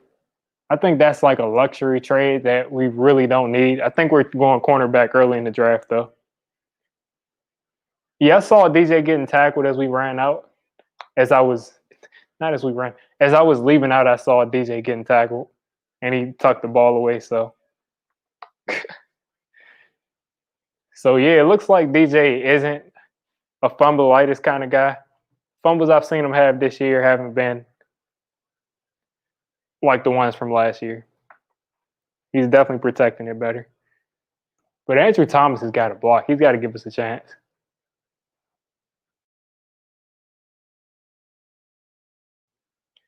All right, get the Carson. See, they're still playing that soft zone with Devontae Downs. And that's David Mayo that time giving it up. Either way, Mayo, Devontae Downs, they don't belong in coverage. And I don't like them just standing in the middle field. Martinez is okay, but those guys, I just don't like them there.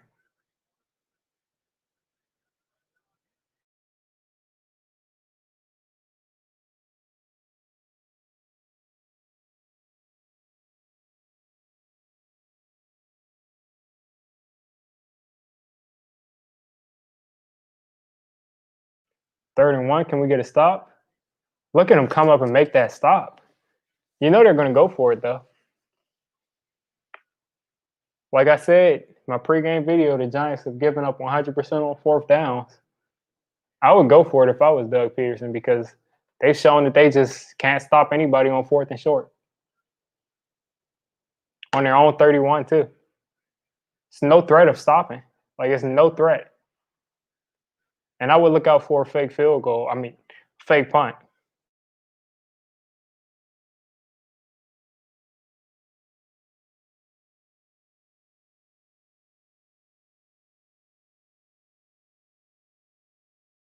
So we'll see how many times the Giants offense will get another chance to score.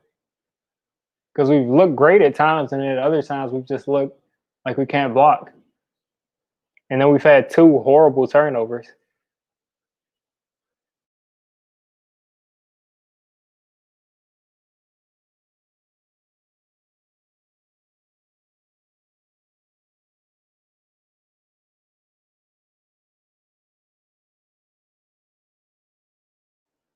So if the offense can stop tripping over each other, I feel pretty confident about us being able to move the ball.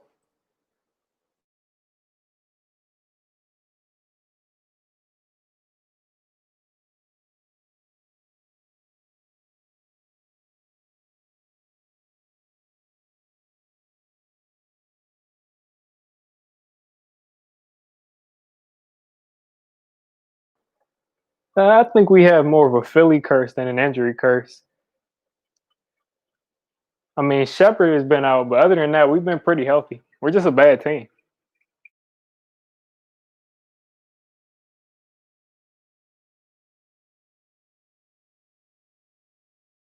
Lorenzo Carter was a key guy, but he's out.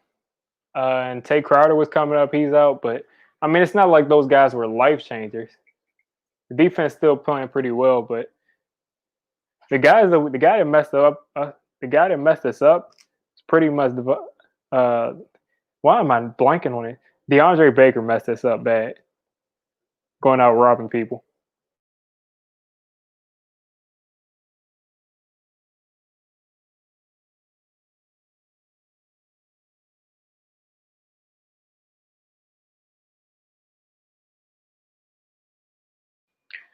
But yeah, Sterling Shepard gets me excited to watch the offense. Like he creates separation in these routes.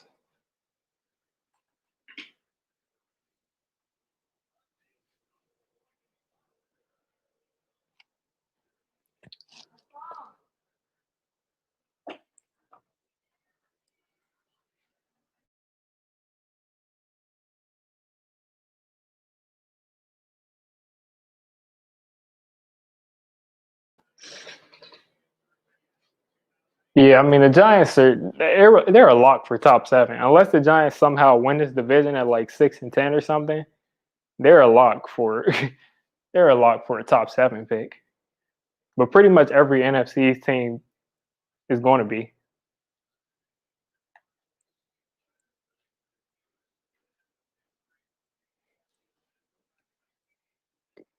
All right, we're back out here. Look at Evan Ingram playing wide receiver. You always know when the Giants are running the ball because Jason Garrett, he brings as many defenders into the box as he can. He says, Evan Ingram, you're way out. I want you to go line up as close to the line of scrimmage as you can.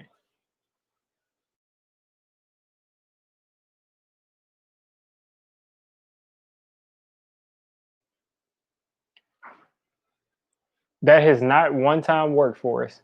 Bringing everybody to the line of scrimmage. Yeah, the Jets are in shambles. I don't see anything saving them. Look at Devontae Freeman pick up that block, but that pass sailed.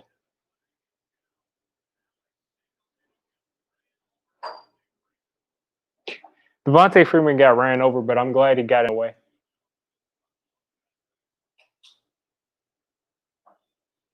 And that was almost a bad interception.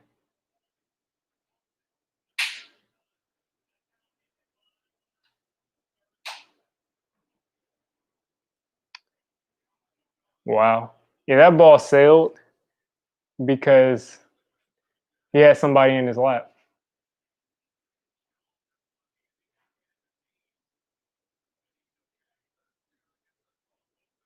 Yeah, that's a helmet to the knee.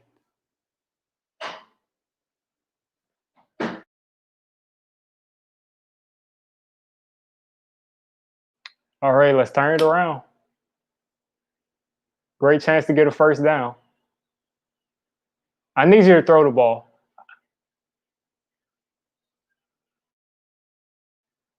Okay, he got rid of it. Let's punt it back and you know, pray the defense gets another stop.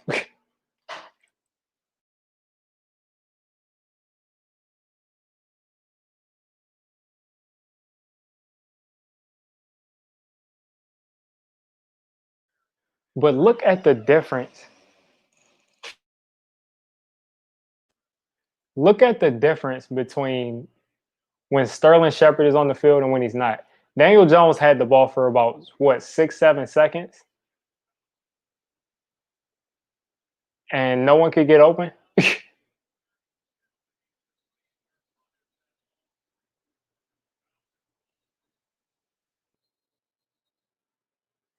Like no one could get open in 7 seconds when Sterling Shepard is off the field. This is what I mean.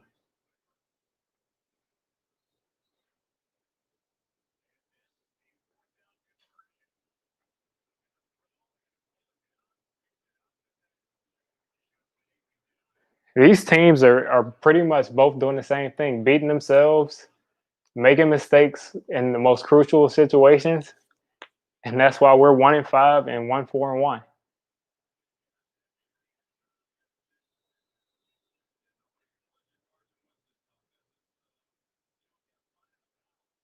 Yeah, it seems like when Sterling Shepard is it all starts with Garrett because he's not scheming anybody open. So when Sterling Shepard is on the field, he gets the attention. People are getting open. When he's not, it's the same thing we've always seen. Jabril Peppers come up and make this tackle. It's about a gain of 2 or 3. So happy that Peppers picked that up.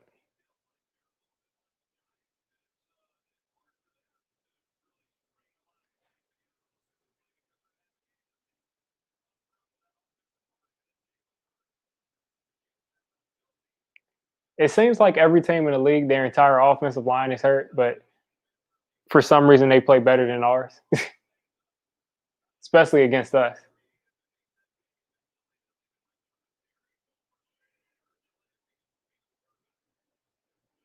I, what was that running back doing? He put up one arm. I felt like he could have grabbed that pass, but I'll take it. 3rd and 8. Punt it back to us. Just punt the ball back and forth.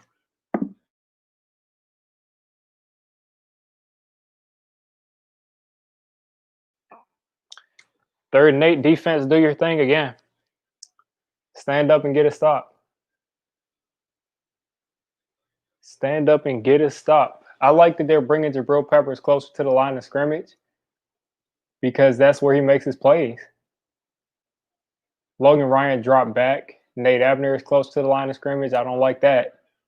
He's probably going to give up a catch. They're running him down, and he dropped it. Whew.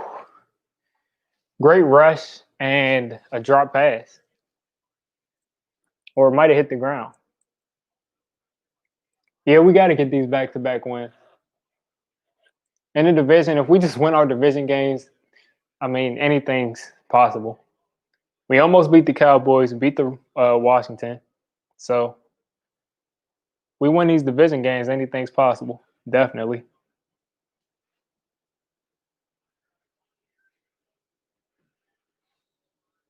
This is just a punt and punt type of game.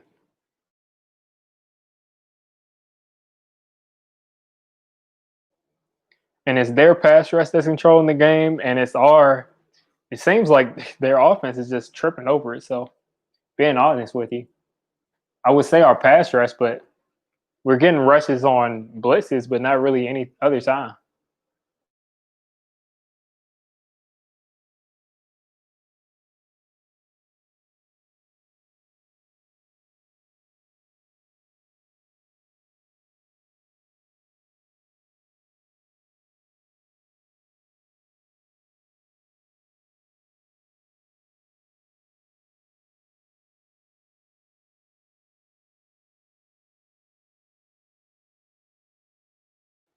Yeah, I actually like Martinez as a blitzer. I liked him and Tate Crowder as blitzers. They basically had the same skill set, except Crowder was a little bit faster. Yeah, this is a horrible game, but I like Martinez on the blitz.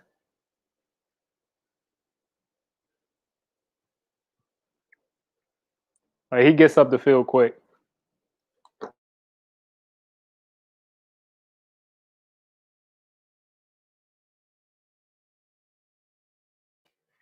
He's not the best in the league as far as coverage linebacker, but he's solid there, and he's doing a lot better than Corey Littleton, and he's doing a lot better than Isaiah Simmons is, and that's who we were all banging on the table for a couple months ago.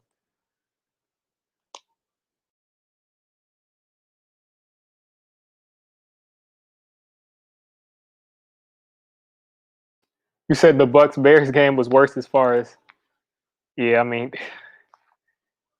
who knows what was going on with that game? That game was pretty much a blur. I don't even remember the score. I just remember the Bucks lost, and they had the whole holding up your fingers and all of that.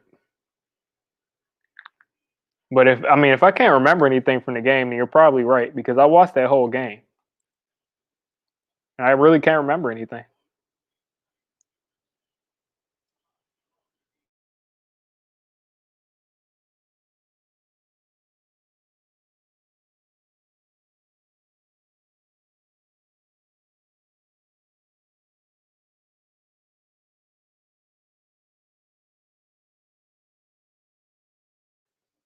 That'd be hilarious. If someone from the NFC East won the Super Bowl, something would be broken. That would just be hilarious to me.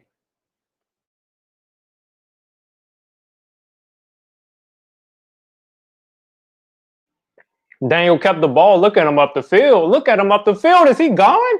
Is he gone? You better not fall. You better not fall. Oh my God. Are you serious?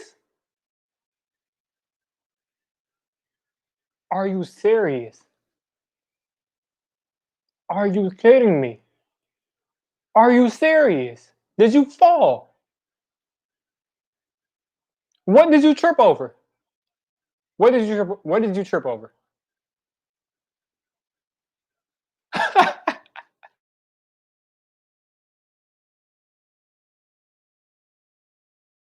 I'm sorry, that's hilarious. I have to laugh at him.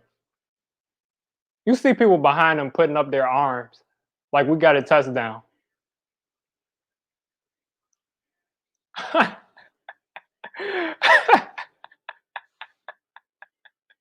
You see people behind him holding up their hands like, oh, no one's catching him.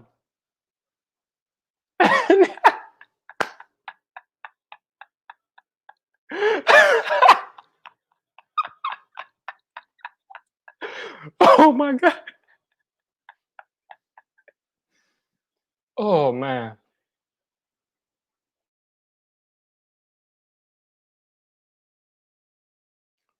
If we don't score, I'm taking that personally. I can't believe this dude tripped.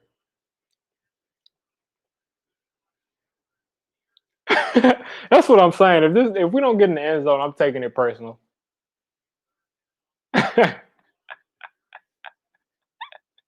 People were holding up their arms like, oh, he's scoring. Oh, look at him, he's scoring. And I can't believe they left him that wide open on the option. Like they didn't account for the fact that we might run an option.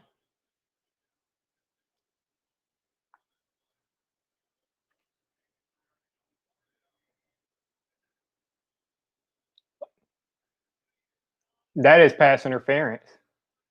Thank you. That's pass interference. You can't do that. You cannot do that. Not in the end zone. The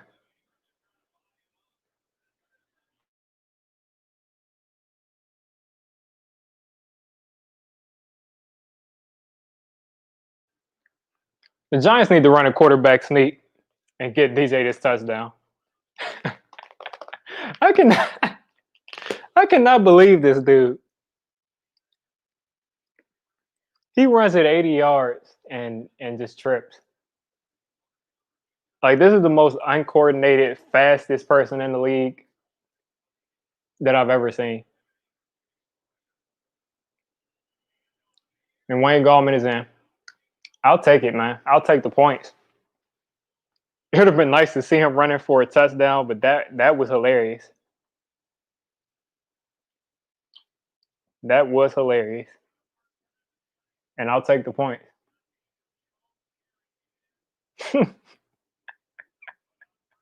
I cannot believe that dude tripped.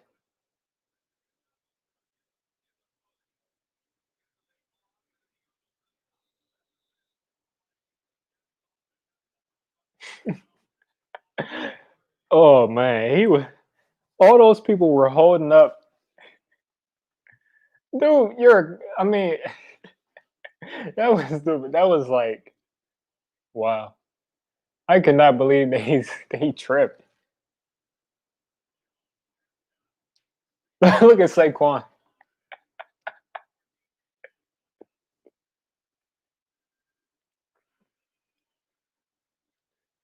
Oh man. Like I said, I'll take the points. I just want to beat the Eagles.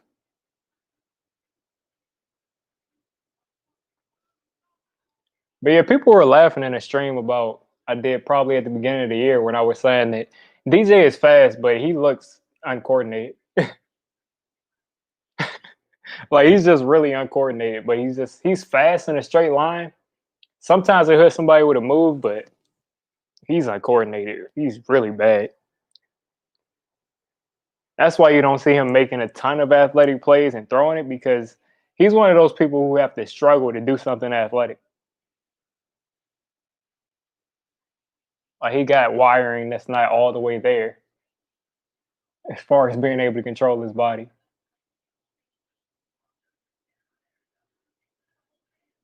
Like Daniel Jones would be the dude that would have a 40-inch vertical that can't dunk because he doesn't have the coordination to dunk the ball.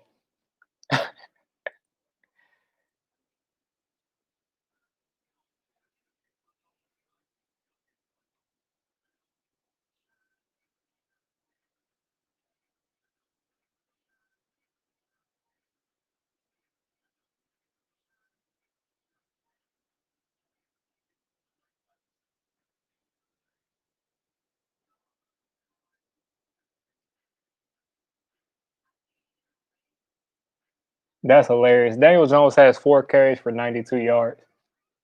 I never thought I'd see a running Giants quarterback run for 92 yards. Would have had 100 if he didn't trip over his feet.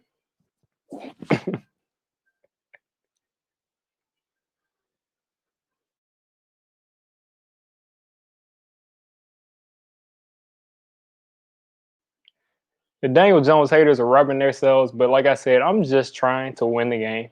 I don't care what Daniel Jones does. Do you realize the last time we beat the Eagles was in like 2016? Like this is more important than Daniel Jones. This is the Giants Eagles rivalry. We need a win. Wayne Gallman run it in, Daniel Jones run it in, Jason Garrett run it in. I don't care. Get a win.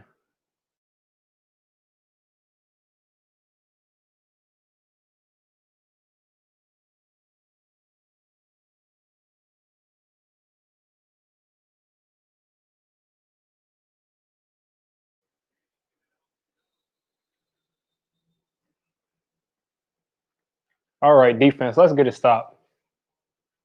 I cannot believe, like, how do you abandon the option that bad with a quarterback that just had a 49-yard run? Exactly. He's the fastest quarterback because he had no one around him. The fastest miles per hour, but he's the least coordinated.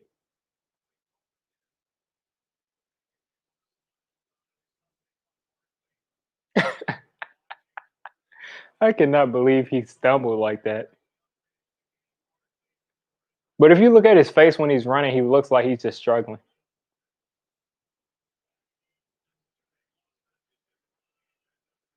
Yep, stand up defense, stand up defense.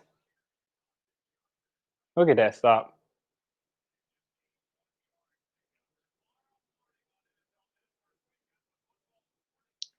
Get him on 2nd and 10, 2nd and 9.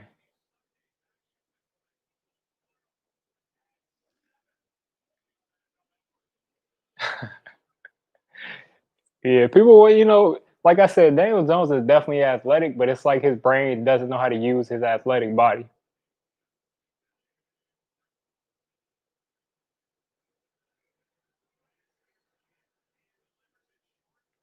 All right, 3rd and 9. I know Eagles fans are heated watching that run because if you look at Daniel Jones, you're like, he's not gonna run past me.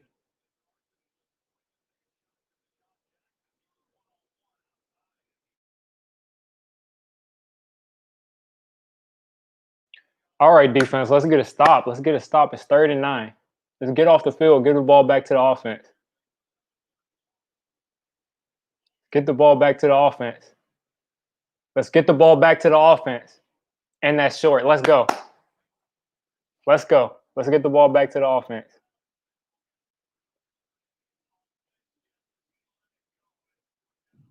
Let's go. Let's go. Start enforcing your will on these guys. These are backups. This is the NFC East. Realize how bad this division is?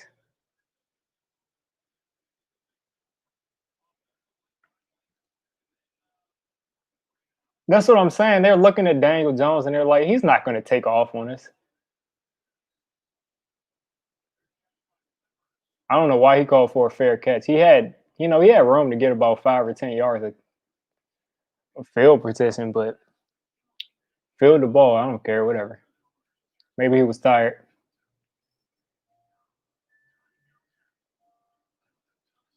Like I don't know. I've seen people trip on long runs in college. I've seen people get run down from behind, of course. I've seen people drop the ball and not run into the end zone, but I have not seen I don't think I've seen somebody run with nobody around him and just stumble like that. Maybe I saw that on the Giants, just because that seems like a Giant thing to do, but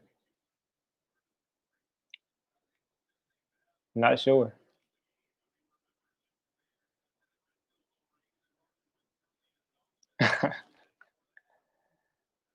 I don't know if the Giants are a top five defense, but they're playing well considering the circumstances.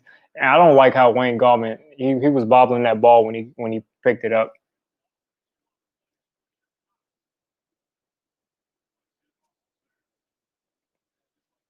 All of Jason Garrett's run plays just make me sick.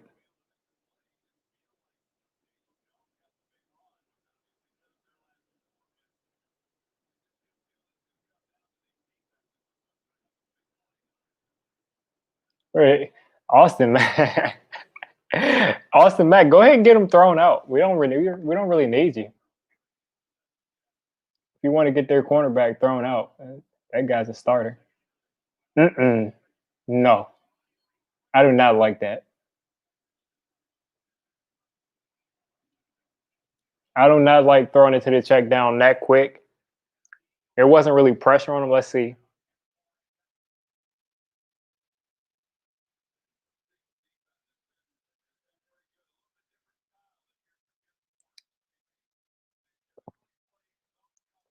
I mean, we were able to run with Devontae Freeman, but for some reason Devontae Freeman isn't getting carries. Let's see if we can get this first down. Let's see if we can get this first down. Evan Ingram, he looks like an idiot. He hurted him, but he didn't get any yards.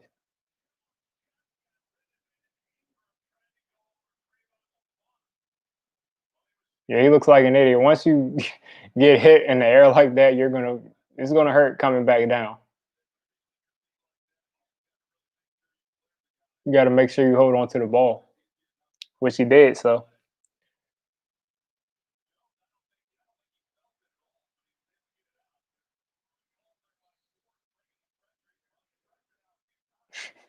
I mean, I can't get mad at Evan Ingram. He couldn't really do much to get past those two guys, but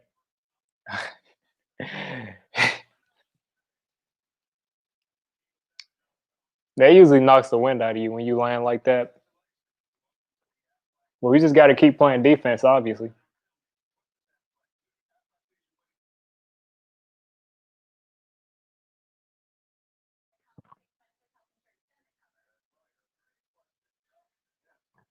This is hilarious to me, though. Daniel Jones is at 92 yards. Like I said, I cannot remember seeing a Giants quarterback having 92 yards. Maybe older Giants fans do, but I don't.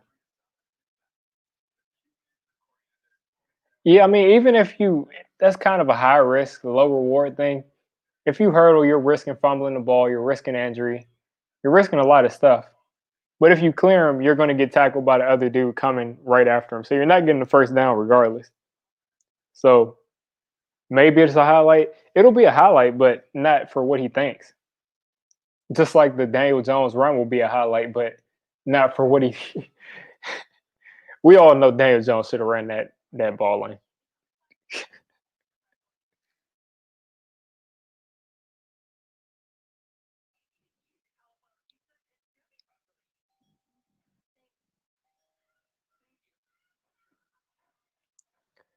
This is what I say. I just want entertaining games, and I want to beat the Eagles. Beat the Eagles, beat Washington, beat Dallas, but especially beat the Eagles.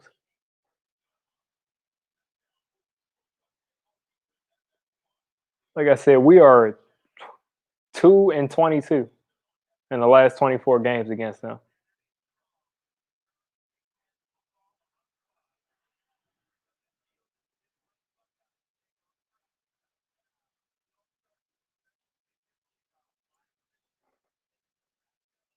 Because in the NFC East, if you win 2 games in a row, you're a powerhouse.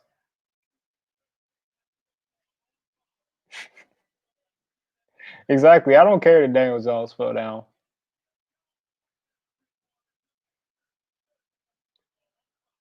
I mean, I'm being honest. I'm kind of happy. That made my day. That was hilarious.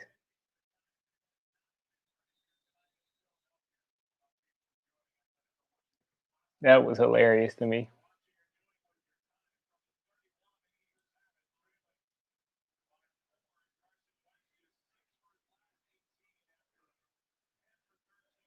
Yeah, Carson Wentz is kind of his his throws are kind of low, and they're not really. He's like hesitating, so that's kind of been why they've been stalling. Like he should have gotten that ball to Richard Rodgers a little bit earlier than that. Like I said, I'll take it. I'll take it.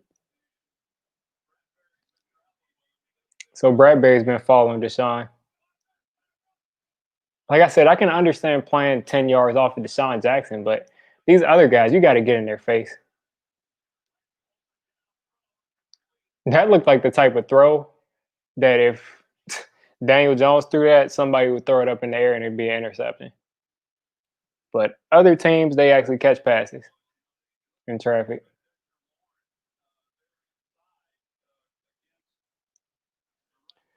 What's good, Toast?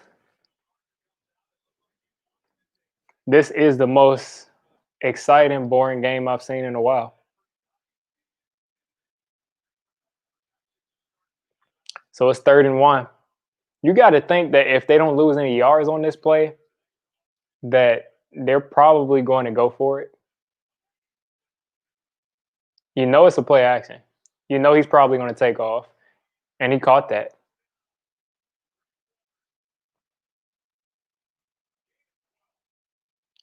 And you cannot be mad at the defense because the way they've done their job, this offense should have 20 something points. The Eagles should have 20 something points, so you can't be mad at their defense. It's just been a sloppy game.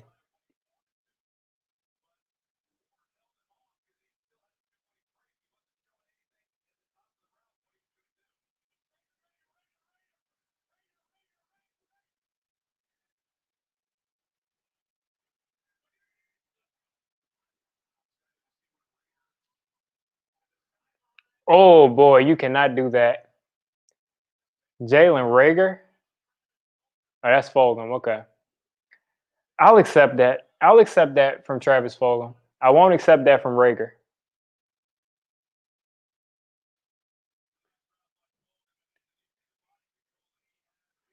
See, at that point, you're not going to get to that ball, so you got to just make the tackle.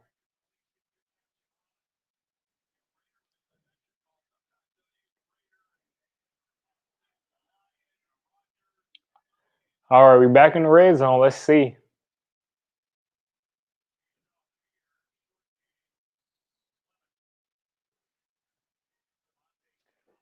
I can't like I if the Giants defense gives up a touchdown here, I cannot be mad. I can't be mad at them. They've been put in so many horrible situations by this offense so far. Can't be mad at them. Eagles fans, if your defense gives up touchdowns, you can't be mad because both offenses have let their defense down. Jalen Hurts in the backfield running a little option. He's not going anywhere with that.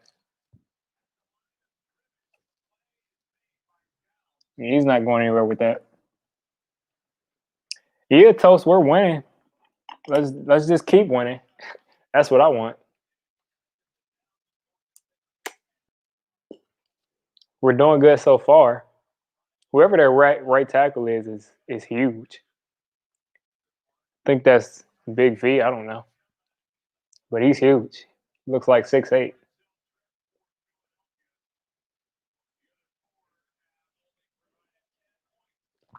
Looks like he blocks out the sun.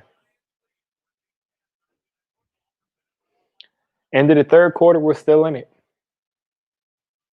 Which I mean, I expected us to be in it, but the way that our offense is played, for the most part, as far as execution and crucial situations, we should be getting blown out. But the defense has been stepping up.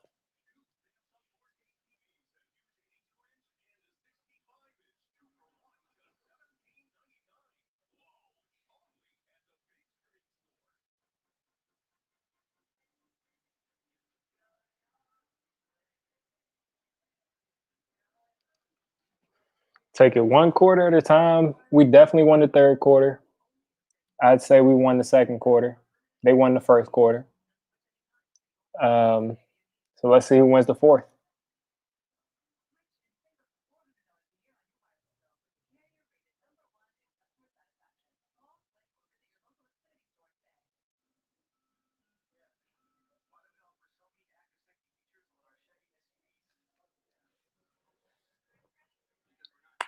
Whew, let's just come out with the win. Let's just come out with the win.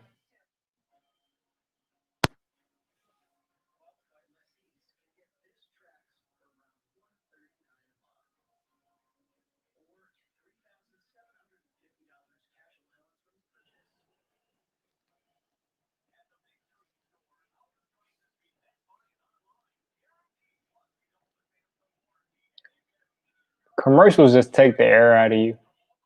In NFL games, they just take the air out of me. All these boring commercials when I'm just in the zone. Like, let's get back to the game.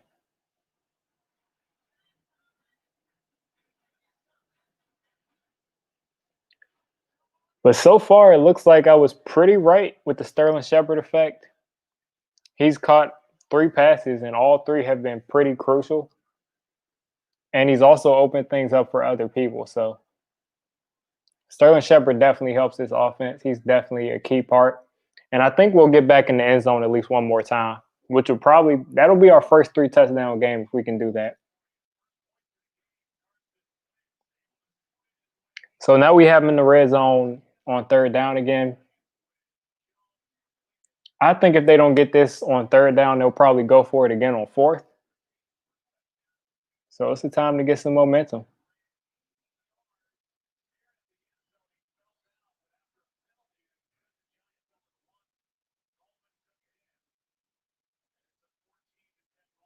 I still can't believe DJ tripped like that.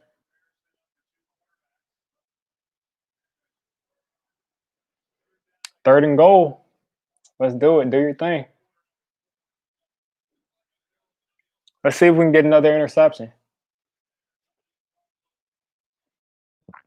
Nope. No, no, no, no. Carson Wentz is not getting in the end zone. Stop that. Let's go. Ref, I'd like you to step back because you blew the whistle about 2 yards ago.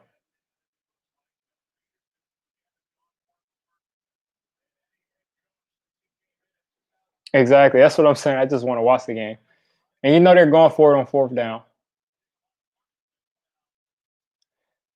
And just look at all of these big defensive linemen we have that are so dominant at times. And they're getting pushed around. You better go over there and guard him.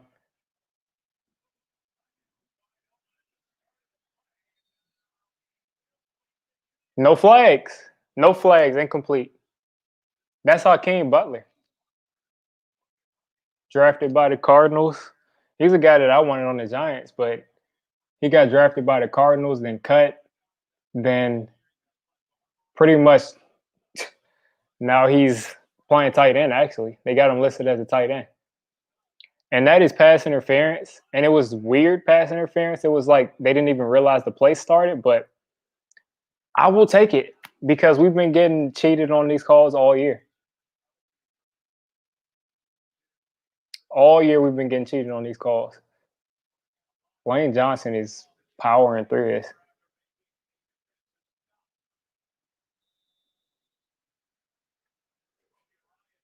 All right, let's run some clock offense. Let's get some points. If we can run some clock on this drive and get in the end zone, that'll be huge momentum booster. A huge momentum booster. You better not do anything stupid, Jason Garrett. Boy.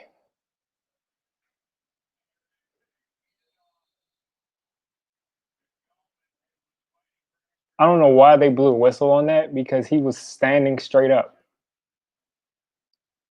I mean, he was still driving his legs, so. Okay, so Devontae Freeman has an ankle injury. I was wondering why he wasn't getting any of these carries.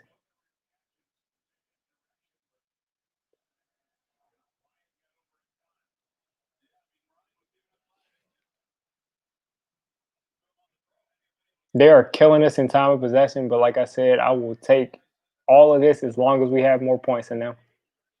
Wide open, Slayton across the middle.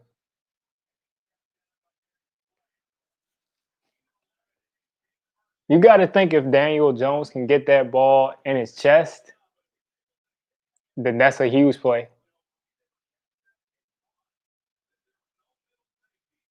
But I'll take the first down. We're out of the shadow. Yeah, if he hits him in stride, that might be a touchdown.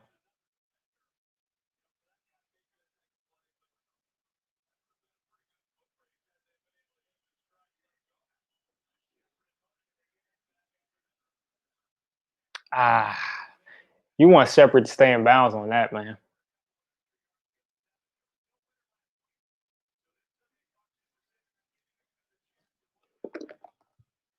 Like you got to think, even though his momentum was carrying him out of bounds, I feel like he could have stayed in and gotten that first down.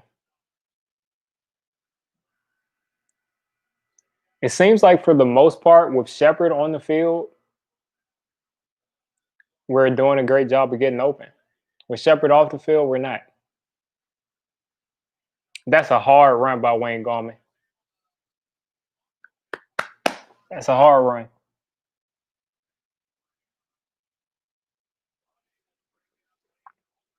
This is what I like to see. Run some clock, get the ball moving.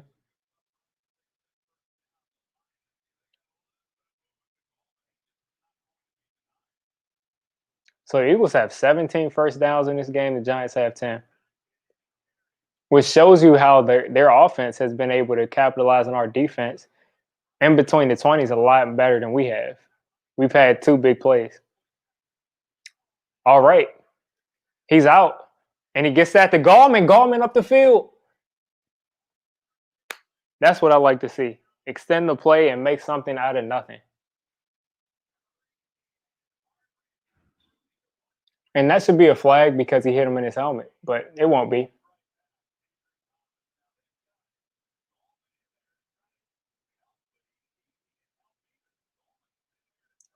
I wouldn't say that was a flag. He just tried to take him down. But what a play to get. I mean, that looked like a sack, and we ended up getting 7 yards. I know they're not going to run the ball in this situation.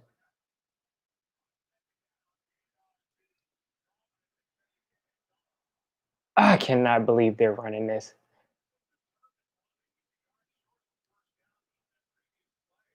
Okay, they had. Did they have that down wrong? Is it third down or is it fourth down?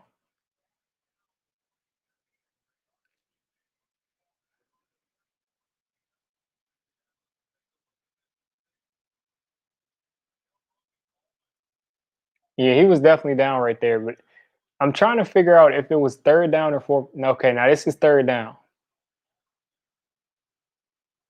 because they just had third down and 3 up there.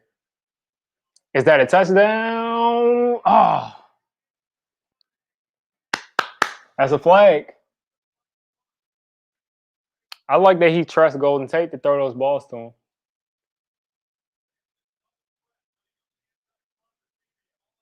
Look at Jason Garrett stretching the field. And that is pass interference to the max. That is definitely pass interference. So, guys, if we get one more first down, we're in field goal range. I really like what Jason Garrett is doing today. Compared to what he's done the whole year, I like what he's doing. Because he's finally stretching the field.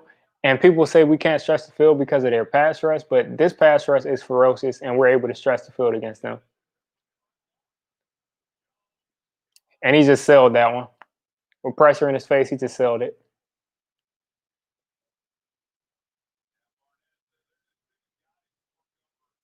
I cannot look at Andrew Thomas. He's not having a good game at all.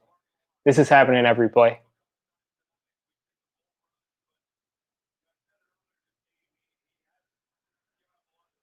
This is happening every single play, and it's got to stop. He's got to block someone. Settle in, or give him some help or something, man, because he's not blocking. Look at Wayne Gallman. Look at it looked like he might break that one.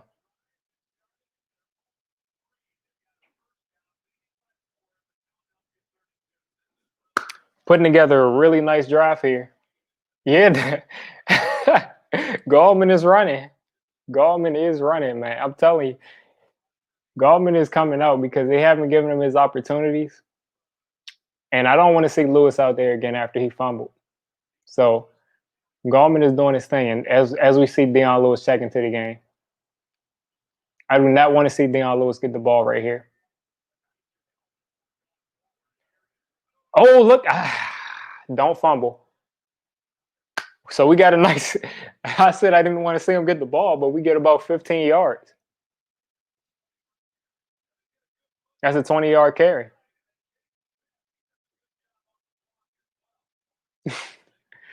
Yeah, I said I didn't want to see Lewis in the game, but he got 20 yards. Look at him holding on to the ball because they're going for it. All right, throw this in, Jones. Throw this in real quick, Jones. Throw it in, Danny. They love running this stupid reverse with Evan Ingram. Hey, what's going on, Richard? You see us about to get this win? I don't know why they keep running this play with Evan Ingram. It gets sniffed out every time. The first time it worked, but now it's not working. Yeah, Daniel Jones got tackled by that turf. The turf monster is deadly.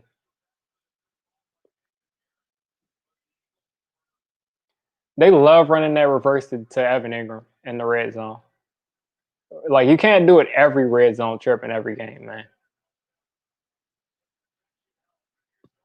Hold on to the ball, Gallman. Hold on. All right. So we got those yards back. Good shot of staying ahead. Stay ahead of schedule. 39.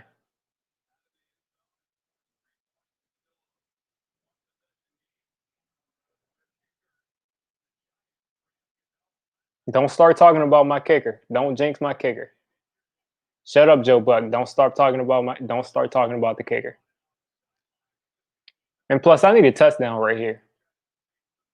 I need a touchdown right here.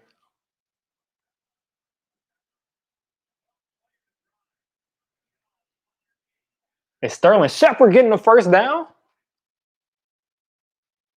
They're really gonna give him that spot.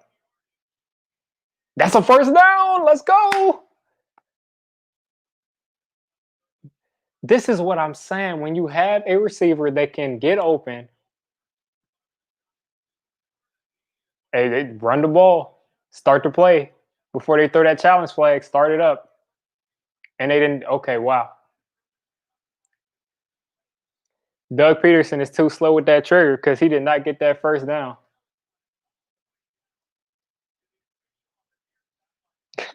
Doug Peterson is slow with that challenge.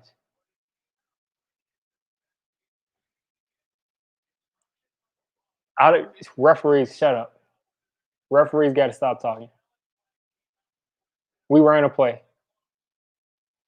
We ran a play, man. Yeah, Madden they gotta upgrade DJ speed. 21 point something miles an hour.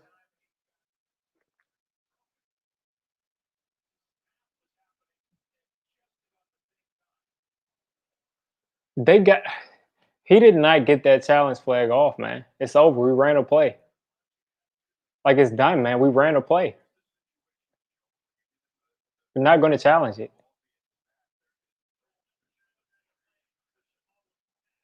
Thank you. The ball was snapped, man. I don't want to. I don't want to see that, man.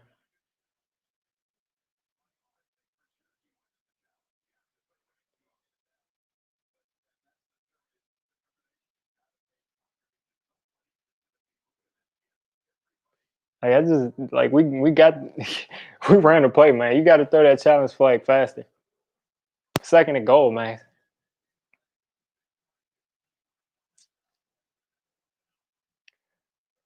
Look at 2020. You come out four targets across the screen in 2020. Touchdown. Ah, man, that was covered. I wonder how many people have Golden Tate starting in fantasy because he's done nothing for them the last couple games. Yeah, that dude likes to interfere with receivers. He likes to interfere with receivers in the red zone. It's just sometimes they'll call it, sometimes they won't.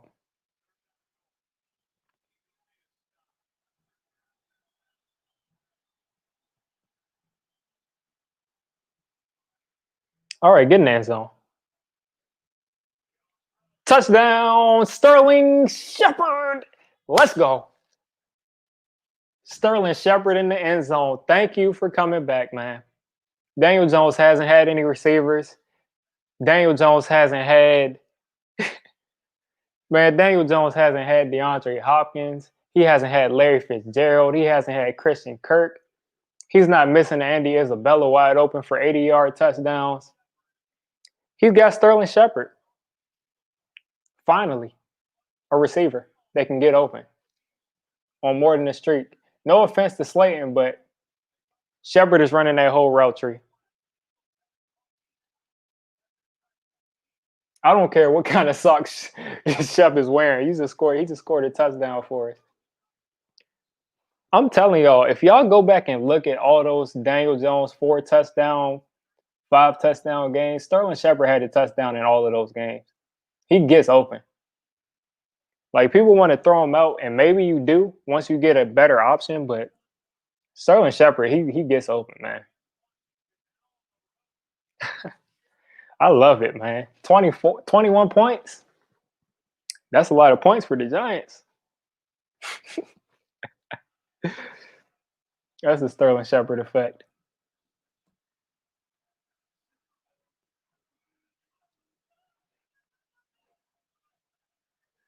I mean, so many times in the red zone, you see people not getting open. Like you just see people not getting open. It's so satisfying to watch this dude Sterling Shepard and open up the offense.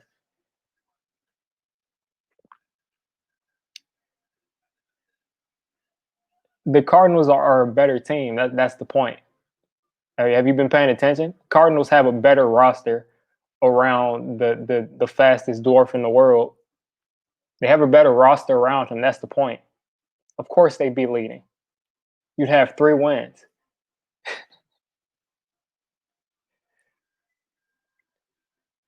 The Rams just got blown off the field the other day, and they swept the NFC East because all the teams suck.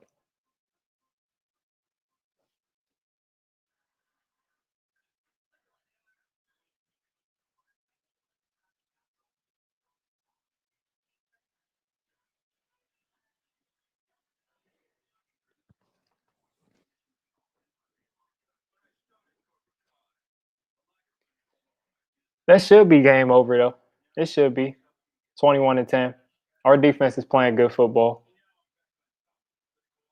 And Carson Wentz lost his team this game when he decided to test James Bradbury. That's when he lost the game.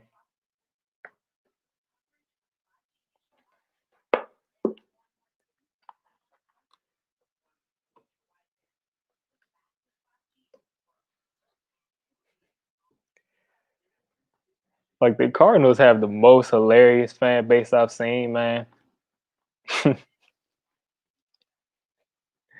All those dudes are hurt from some video from 4 months ago.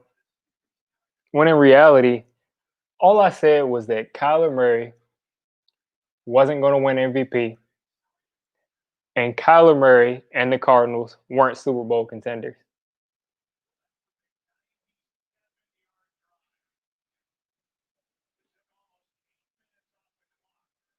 I never said that.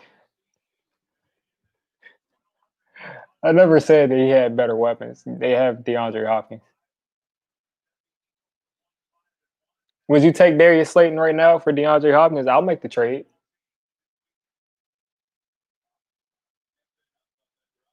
I'll make that trade. You want to make that trade?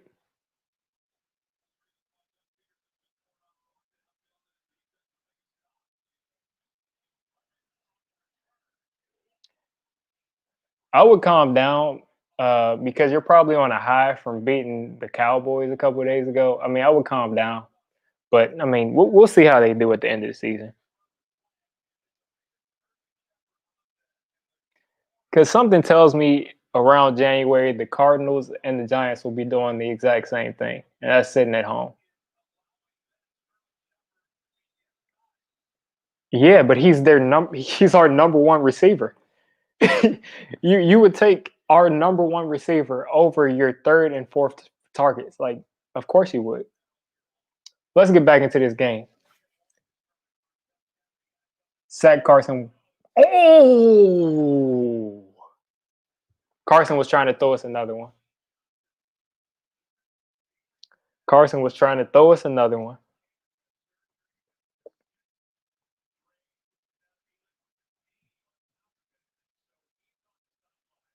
Yeah, the Eagles got way too much. They got way too much injuries.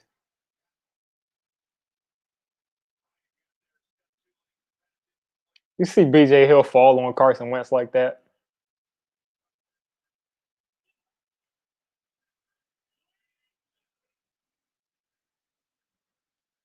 That's a sack. Take the ball from him. Take the ball from him. What's going on? What's that flag for? Oh my God.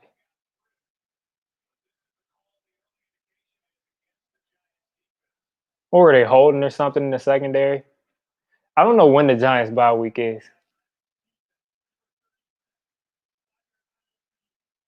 Whatever. As long as we make them run some clock, man. I mean, to get that sack and basically close out the game, and now you're holding. Like, what are you doing, man? He wasn't gonna make that throw anyway. He was already wrapped up. Look at that's holding. First of all, that's holding on their offense.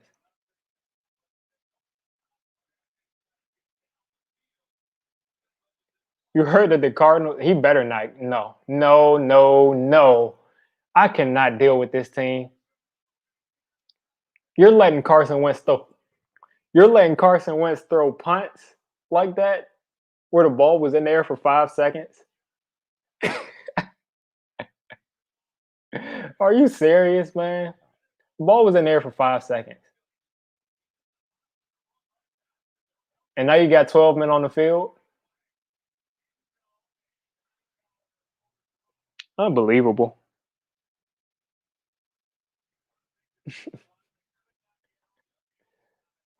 I mean, listen, the Eagles, they have a hex. They came back from 17 to nothing last year. I don't put anything past this team.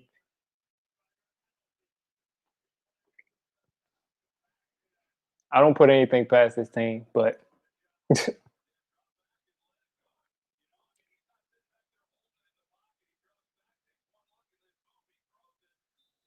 I cannot believe that you let someone throw basically a duck. I mean, it had some air under it. Like that ball was in the air for like 5, 6 seconds, and the defense is back in the red zone. This time, this is their fault. The offense did their job this time.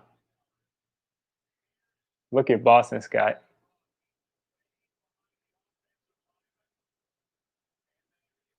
I don't know who's winning the NFC East.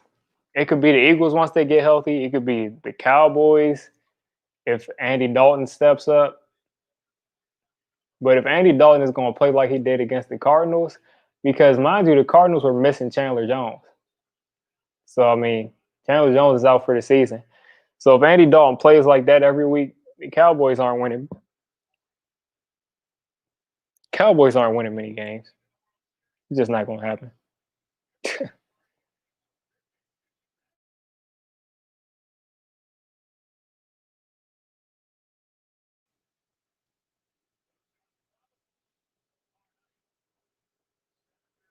Like the Cowboys have the best roster by far. Like it's not close. I predicted the Cowboys to win like 12, 13 games.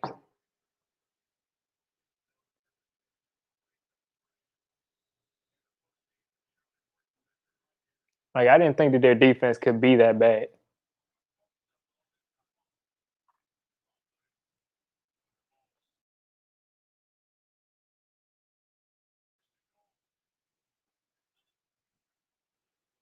All right, defense, y'all gonna step up again on? I don't. Oh, Ryan. Whoa, what's going on? What are you doing?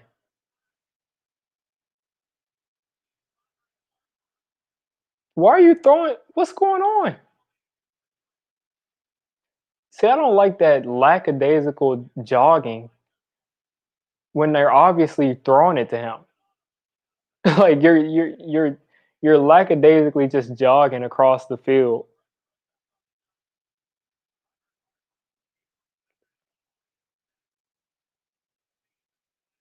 So what he probably said something to him. You getting up throwing punches, man.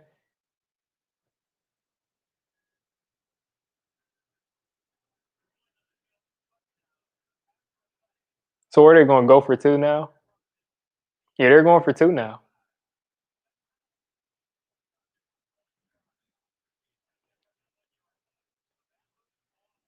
Yeah, I don't expect. That's what I'm saying. Where are these wins going to come from? That's why I say someone could win this division at like 6-10 or 5-11. Who knows? The thing is, the Eagles have already played against Baltimore. They played against the Steelers. Yeah, this is what the Giants do against the Eagles.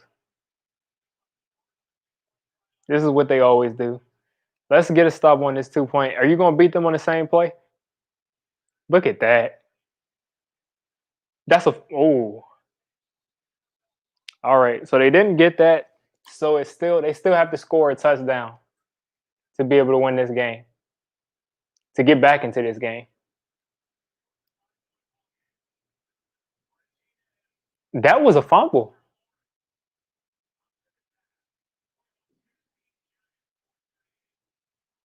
Yeah, that was a fumble. They should have let him run with that ball. You said, why are they throwing the game? They're not throwing the game. They tried to run a. That was a good play design. They ran the same play we got beat on that last time. And then Carson Wentz came on a draw, basically clearing out that cornerback from the middle of the defense. It just didn't work. It didn't look like they were throwing the game, though. Carson Wentz fumbled. Probably would have been able to power in, but he fumbled.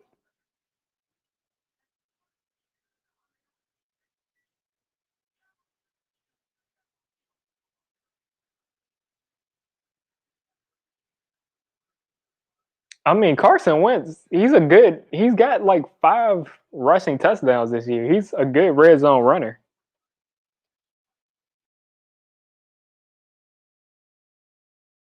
Carson Wentz is probably a better runner than Daniel Jones is. Like Daniel Jones is a straight line runner.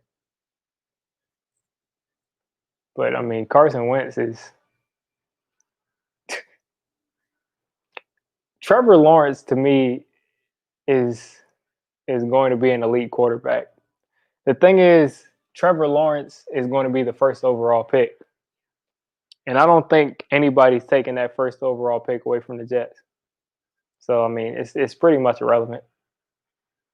Everybody else in that class besides Trevor Lawrence, I really don't care about. If we had the number one pick, Trevor Lawrence is there. I mean, you don't pass on that dude.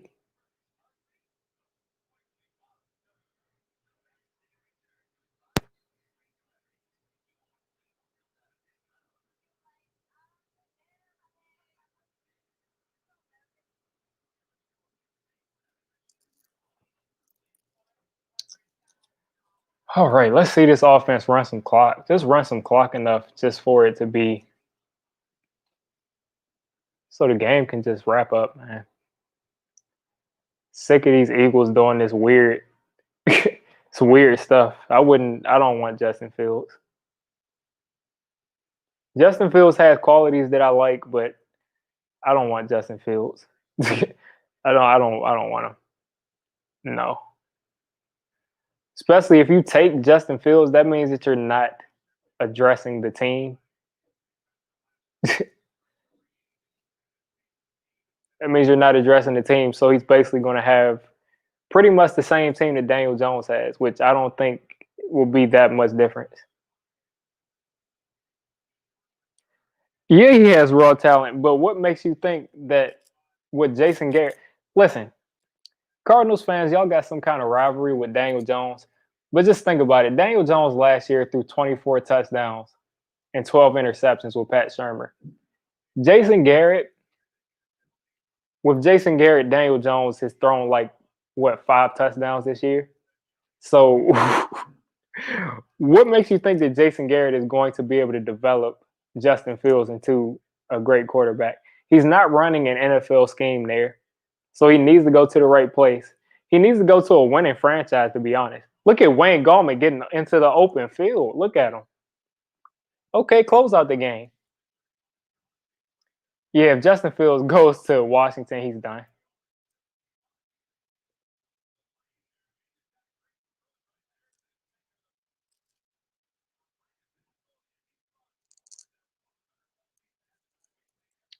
Yeah. If he goes to DC, he's done. They gave Dwayne Haskins. Listen, I bullied Dwayne Haskins. I talk trash about Dwayne Haskins because I mean it's Washington. I live in DC.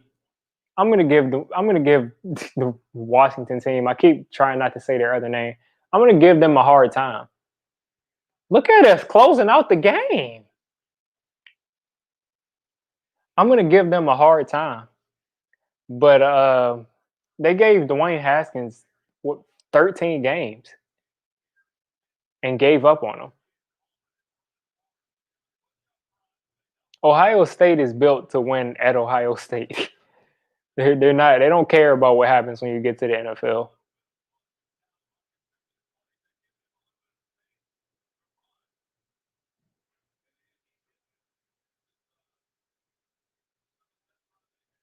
Like Ohio State, they're trying to win a championship. They're not going to do it, but like we all know who's going to win the championship. It's probably going to be Trevor Lawrence. But they're not preparing him for the NFL. Just like we got those idiots down in Georgia that got Andrew Thomas throwing his hands all over the place. Yeah, Haskins is trash, but if you take Haskins with a first round pick and you don't have anybody that can win behind him, you might as well leave him in there. That just shows you that they're not going to be patient.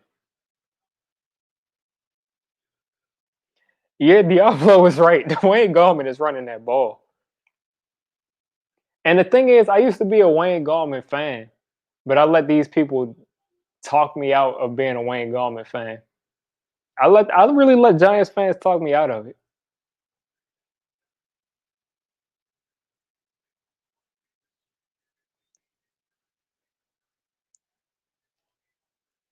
But if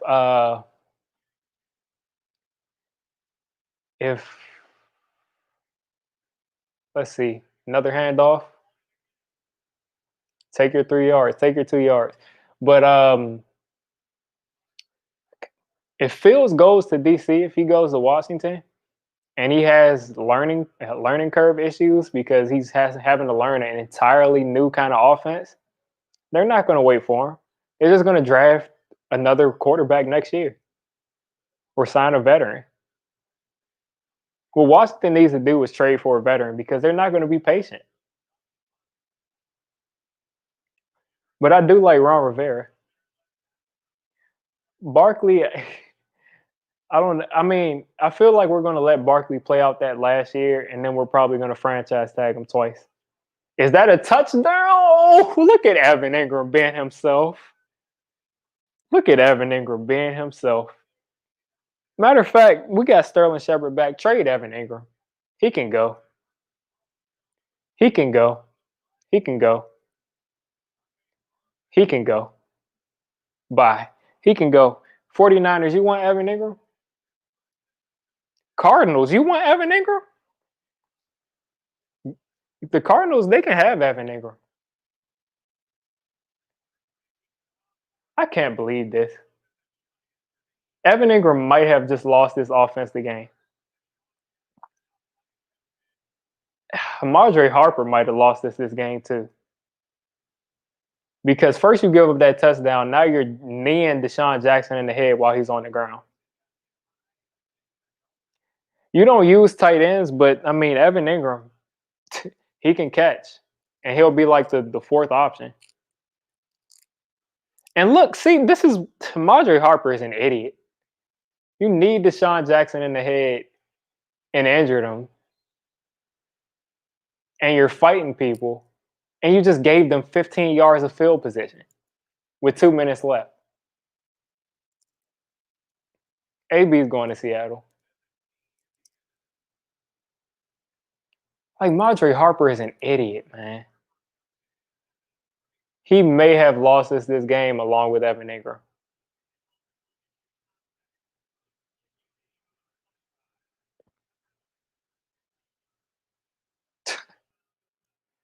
Evan Ingram can go, man. Like he catches a pass every once in a while, and I'm like, I'm glad we have him, but you drop way too many passes, man. Way too many passes, way too many fumbles. You dropped a pass that ended up being an interception, and then you dropped the game sealing third down conversion. Nah, man. Nah. Yeah, he got drilled in the head by Valentine and then kneed by Marjorie Harper. I'd be investigating the Giants defense for bounty game. Cause that looked a little deliberate.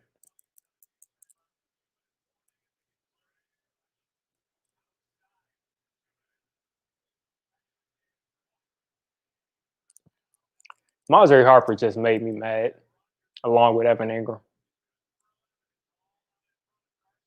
Look at this. Giants and Eagles, man.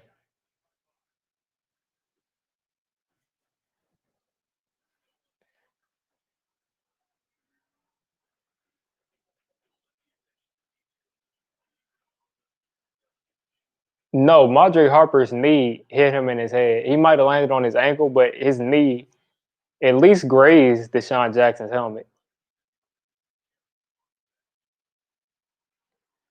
But the thing that did it was the Valentine hit before that. The guy that hit him before that was helmet to helmet. Either way, they just gave them 15 yards of field position.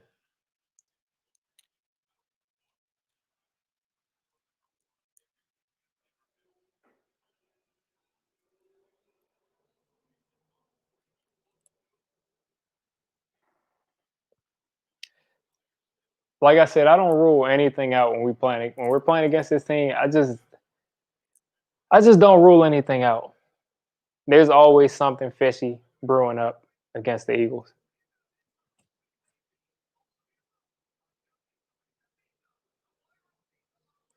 And this is our second week in a row.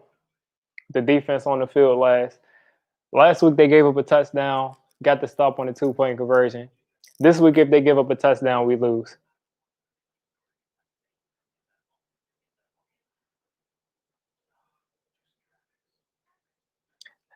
I cannot believe Evan Ingram, man. You think I don't know? Listen, I made a lot of videos talking about Daniel Jones being able to get stats and stuff, but who knows? Maybe he'll come back, maybe he won't. I haven't seen it in a while. Yeah, but we do need to get a turnover. If we lose, I'm blaming this game on Evan Ingram. Like it's going to be completely a whole video dedicated to Evan Ingram.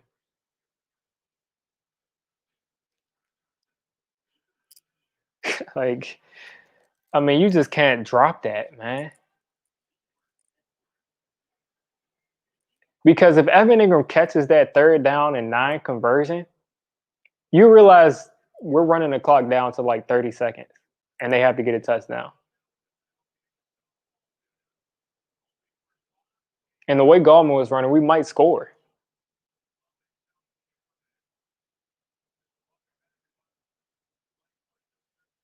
Exactly. If you get hit in your knees, you're done. But at the same time, if you get a bunch of concussions in a row, you're done too. But you're really done with life. You can't really think.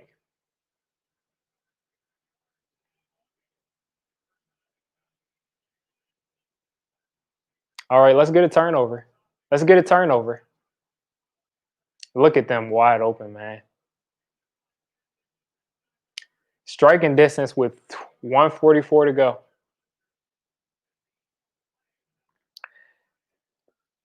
That's Evan Ingram that gave up that pass.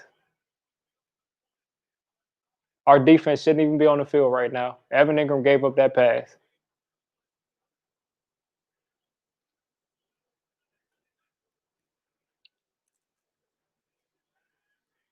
You better not throw a flag. My God. Oh, look at Evan Ingram with that pass interference. All of this is Evan Ingram's fault. All of this is Evan. That is not a flag. He barely touched him. That is not a flag.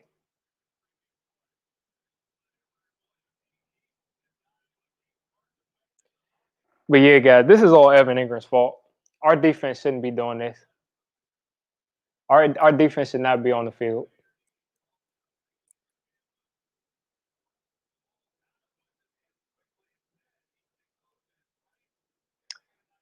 At this point, we need a turnover.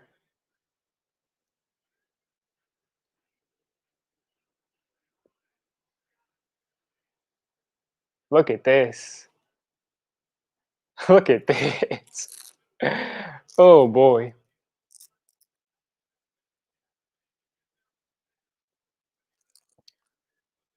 Oh man. This is all Evan Ingram's fault.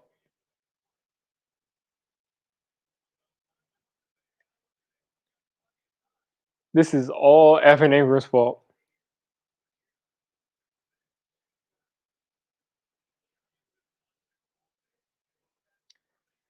All Evan Ingram's fault. This isn't the defense's fault. It's Evan Ingram's fault. Like in my mind, I see 11 Evan Ingrams out there right now. I can't believe that, man. Not only was that like a conversion on third down, that might be a touchdown.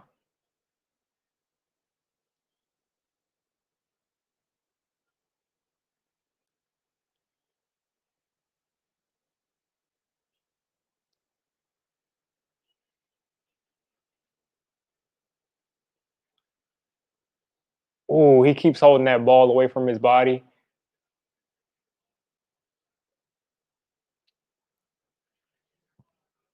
Giants are out of timeouts. Giants are up by 5 points, and they're having to use their timeouts because of Evan Ingram. I can see restricted messages. I'm pretty sure in StreamYard, and I don't see anything restricted. Not that I can see.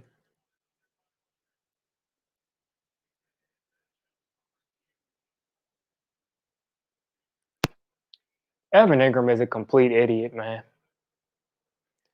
Like I wouldn't. You can't come back to New Jersey. You can't. You can't come back with us to New Jersey, man.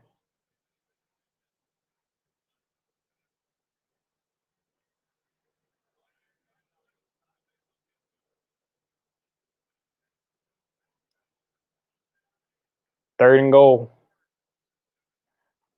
Yeah, I didn't see anything get restricted. Third and goal, man. If the defense steps up right here, that's clutch. It's over. That's clutch, man. If the defense steps up, that'll be clutch. They got 2 shots. We got 2 shots to get them out of the end zone. We got 2 shots to keep them out of the end zone.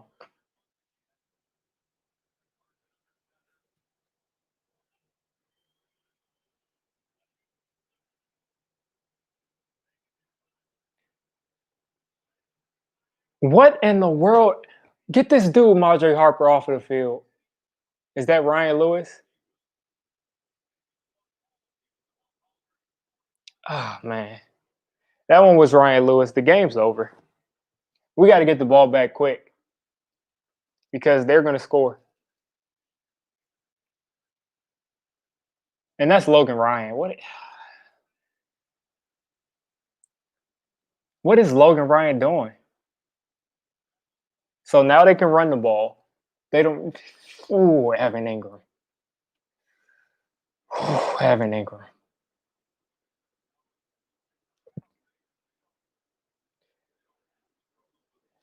Yeah, it's no more excuses. It's no more forgiveness. If Evan Ingram makes us lose this game, oh boy, he's done.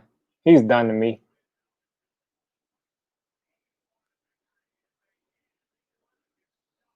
And what's going on with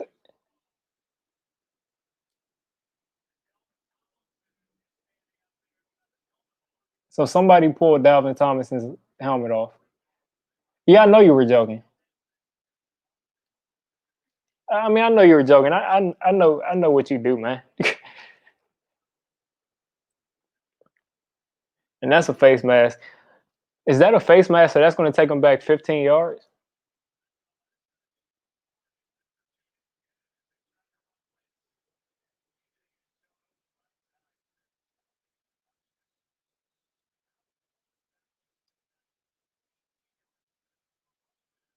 All right, I'm gonna need this defense to tighten up.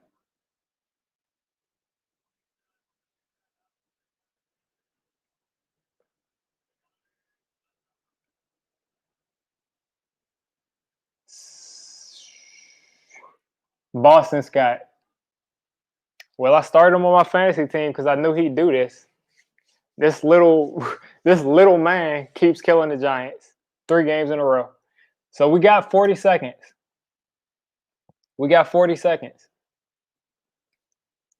More than likely, it is a GG. You're right. More than likely, it is, and they're going for 2. We're gonna have 40 seconds to get in field goal range. Let's see if Andrew Thomas can hold up. Have I mentioned to you guys how much I hate Evan Ingram?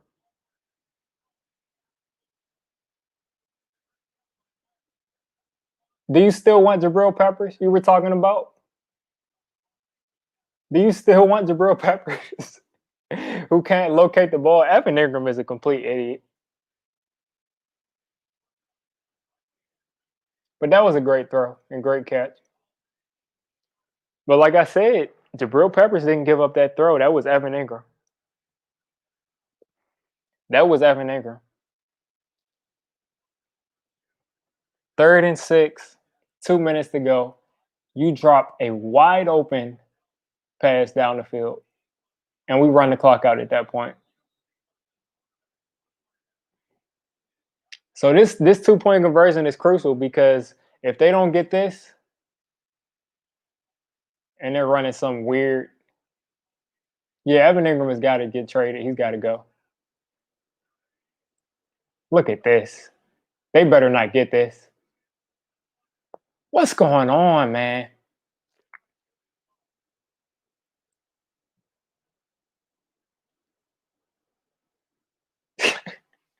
This defense, man. Offense declining. All right.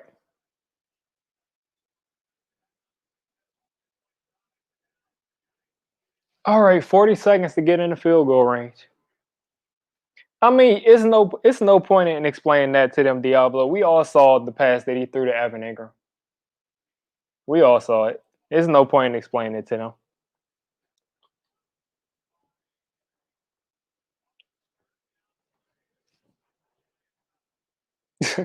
Like Evan Ingram he's got to go. It's not overthrown. It hit both of his hands. I don't want to hear that. Like he's got to go.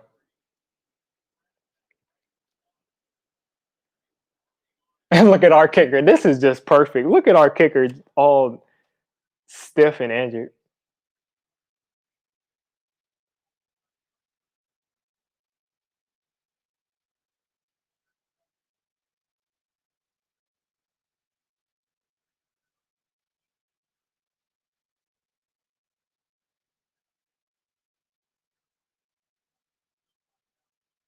I'm surprised they didn't kick that short. I would expect them to kick that short to try to run some clock, but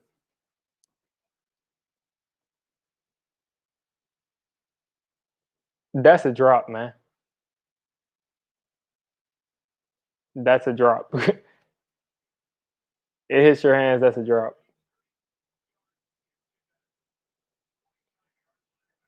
And if you don't want to say that, what about the play that Evan Ingram threw the ball up in the air and caused an interception? I don't want any excuses for him. He's got to go. Unless he redeems himself right here, he's got to go.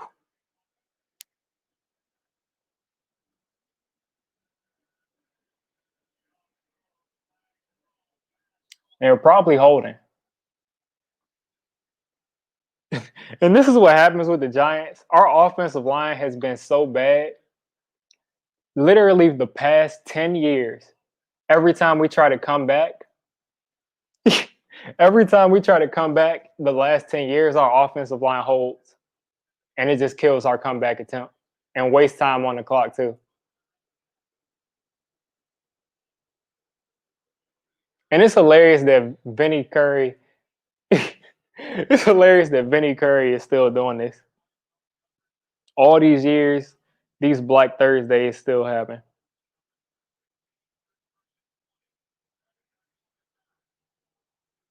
And then there was a false start on the offensive line too.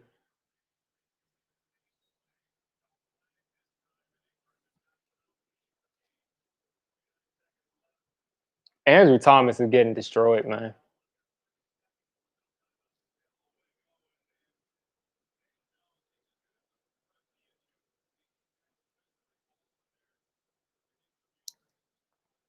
Like, Andrew Thomas is getting destroyed every play.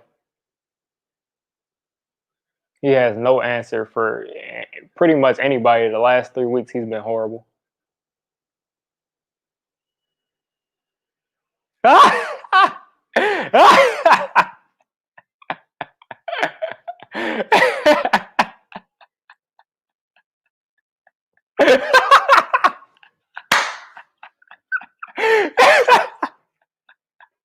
Oh, my stomach. I saw it coming. I'm not going.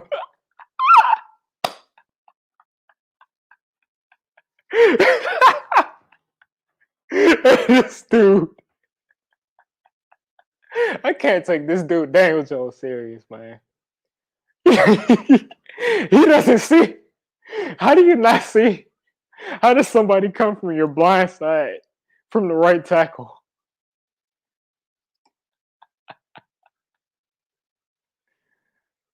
Oh man. I still blame Evan Ingram, but Daniel Jones. I said I wouldn't talk trash about Daniel Jones if we won this game, but yeah, you just turned the ball over, man. I don't know how your blind side can be both sides.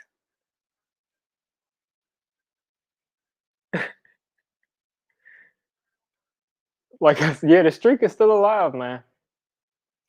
Like I said, I don't know how your blind side can be both sides of the line, but for some reason, Daniel Jones manages to do it. With this win, the Eagles should win the division. That was pretty much how I was basing this. If the Eagles were able to beat the Giants today, they should win the division. And I thought if they lost, then the Cowboys will win. So the Eagles should win. With all these injuries, the Giants defense is pretty good, and he was able to come back against them. So Eagles are probably winning. Yeah, Danny's a hero if Ingram catches that. But I mean, and first of all, I mean, it's going to get blown out. It's going to get blown out of proportion because they're going to say that Daniel Jones lost his team the game by fumbling at the end. We weren't coming back either way. That was done. But I mean, just a lot of mess. A lot of bad play on both sides.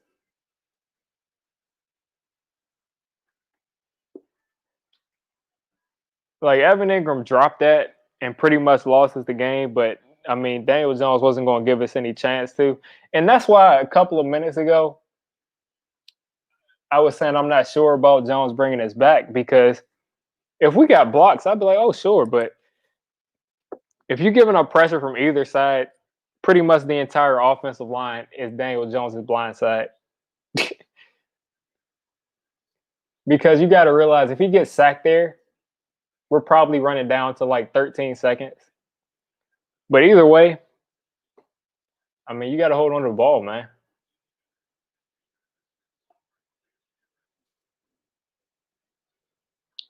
People that like turning the ball over are going to continue to turn it over, especially in a bad situation. Oh man, but this game was not about Daniel Jones for me. This was a personal thing with me and the Eagles. This is a personal game between me and the Eagles, and they came back on us again. They came back on us again, man. Last year they did it against Eli. This year they did it against DJ. Eagles continue to troll me and harass me in my everyday life.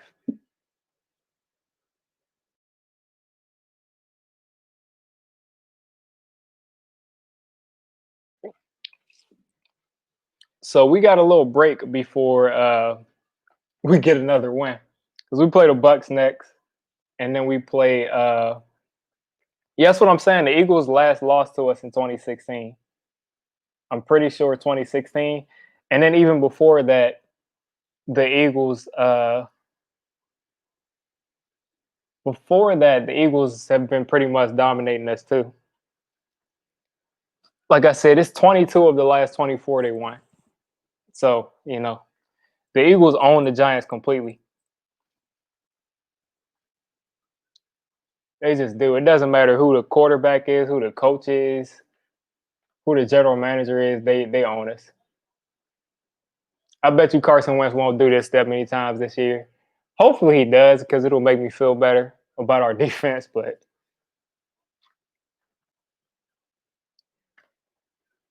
yeah, Evan Ingram is a liability. He caused an interception. He dropped the game. But Daniel's got to hold on to the ball too.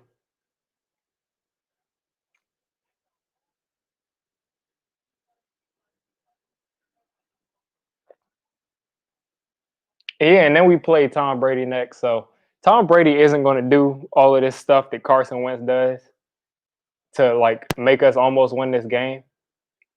So that's a game I'm just taking off. I'm not judging anybody on that game. I'm not even going to take it serious. Like the Bucks just do you see what they just did to Aaron Rodgers? They made Aaron Rodgers quit. Like after the second quarter he quit.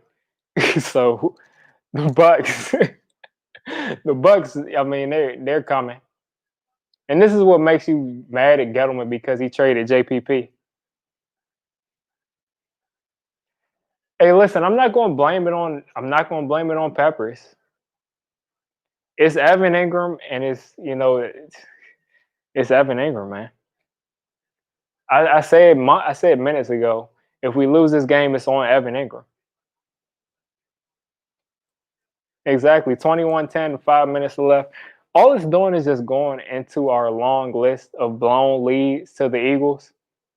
Ever since 2010, where I didn't leave my house for like what was it, 2009 or 2010? I didn't leave my house for like 4 days, and we blew that lead and let them come back with that Deshaun Jackson punt return. I mean, it's been bad ever since then.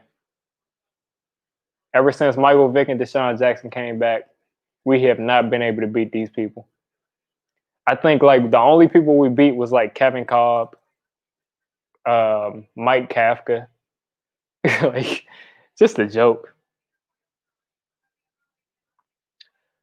So all the Giants fans in here, what do you think? What do you think was the biggest issue as far as a team and why we lost? Because the offense came back as far as they looked the best they looked all year, as far as like an entire game. They had those times where they stalled out. But yeah, Kevin Kolb. They people thought that Kevin Kolb would be a franchise quarterback. Like I said, we've beaten Kevin Kolb, Mike Kafka. I don't even think maybe we beat Carson Wentz when he was a rookie when he was horrible. Carson Wentz was out there playing like Daniel Jones, man. He was fumbling the ball every game like 3 times his rookie year. So that's how we beat them his rookie year. But other than that, it's been bad. Yeah, Evan Ingram's the go. You know Joe Judge is gonna come out. I mean, I feel bad for Joe Judge he can't control that though. Yeah, didn't they give Cobb like a mega deal or something? I think they gave Cobb like back then when 20 million was a lot. Yeah, Evan Ingram, he can get traded. Somebody will give us like a third round pick for him. Because when you look at the offense, Caden Smith, he can step up. And I would be pissed off at Daniel Jones right now if like he stumbled on that throw, on that run, and threw an interception. I'd be pissed at Daniel Jones for that. But him fumbling at the end, I mean, what do you expect? Some people just have fumbling issues. He's not aware in the pocket, man. I mean, what are we going to do? Put Colt McCoy in? We're not putting him in. Trevor Lawrence. The Jets probably aren't going to win a game. They're going to bench Sam Darnold. So we're not getting Trevor Lawrence. So I'm not going to come on here and complain every day. I mean, either we got a quarterback or we don't. I mean, we got somebody that we're going to start every week or we don't. I'm not the general manager. Jones played probably his best game. But we're not getting Trevor, man. We're not getting Trevor. As much as I like Daniel Jones, I mean, as much as I like him and what I think he can be based on what he did last year, this year he's been bad. But as much as I like Daniel Jones, I'd take Trevor in a heartbeat. No, Darnold would do the same thing. Darnold would do the exact same thing. Darnold would do the exact same thing on this offense. Maybe he'd be a little bit better, but Darnold, the Jets have flustered him. He needs to go to a really good team. Evan Ingram should be benched. Evan Ingram should be traded. I don't want to see him in a Giants uniform ever again. Because these other teams fans, like, you don't realize Evan Ingram has lost us multiple games like this. Yeah, Darnold is good. I'm not one of these people who just go with the narrative and say Sam Darnold is trash. A lot of people just go with the narrative, but Sam Darnold is so beat up mentally. He needs to go to a team where he has a sound offensive line, just so he can get back to being Sam Darnold.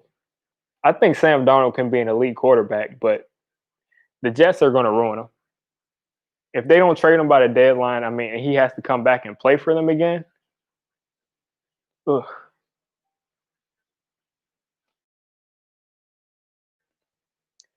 Yeah, Jones hit Evan Ingram, and he hit Evan Ingram, but I mean, Ingram lost us the game. Yeah, Adam Gase is an idiot.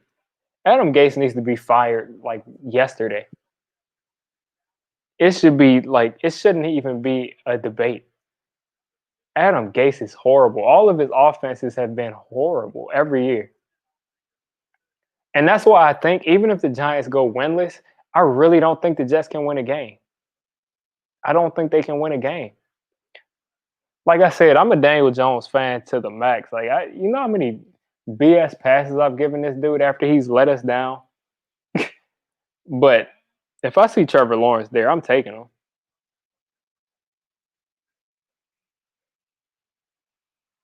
Yeah, Peppers and Ingram, they're probably going to get traded. Which goes back to this. You see what Sterling Shepard did for Daniel Jones today? Imagine Just imagine if Sterling Shepard was still there with Odell Beckham. Think about that. Instead, we have Jabril Peppers and Dexter Lawrence, who, I mean, Boston Scott had a couple of plays up the middle of the field, and Dexter Lawrence wasn't on the field. So you're trading Odell for Jabril Peppers, who's been injured and underwhelming, and Dexter Lawrence, who wasn't even on the field when he should be, and then O'Shane Ximines, who's injured. That's who you traded Odell for.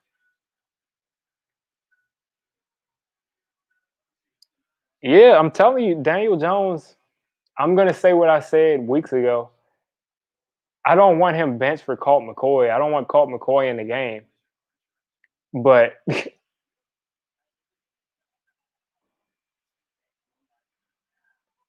Odell wanted out, but Odell wanted to win. And my thing is, you don't trade Odell. I believe Odell wanted attention and he wanted to win.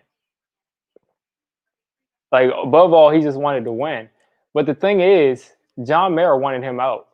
When he did that interview, John Mara wanted him out. And Odell right now with Baker Mayfield, that is not Odell Beckham. All of the shit. Don't get me started on Jason Garrett. But Odell right now, that's not the real Odell on the Browns. Because for some reason, Eli Manning at like 36, 37, 38 could get Odell the ball easily. But Baker Mayfield in his third year with a stronger arm can't get Odell the ball. Good game, Brandon Lutz. Y'all did it to it. You did it to us again. You did it to us again. It happens every year. Every year we go up and we feel like, sometimes we feel like we're blowing the Eagles out.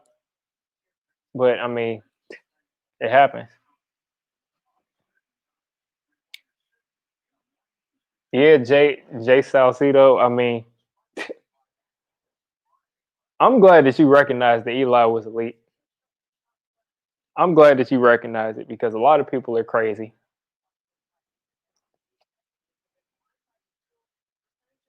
The pass protection was horrible. I would say that today I'm not angry with the play calling besides the few times that Jason Garrett brought those receivers in to block. Other than that, I'm not that mad. The offensive line was horrible all day, at least in the passing game. In the run game, they were pretty solid. But as far as so you just bounced when Eli left? You bounced from the Giants from the okay. Yeah, that's tough.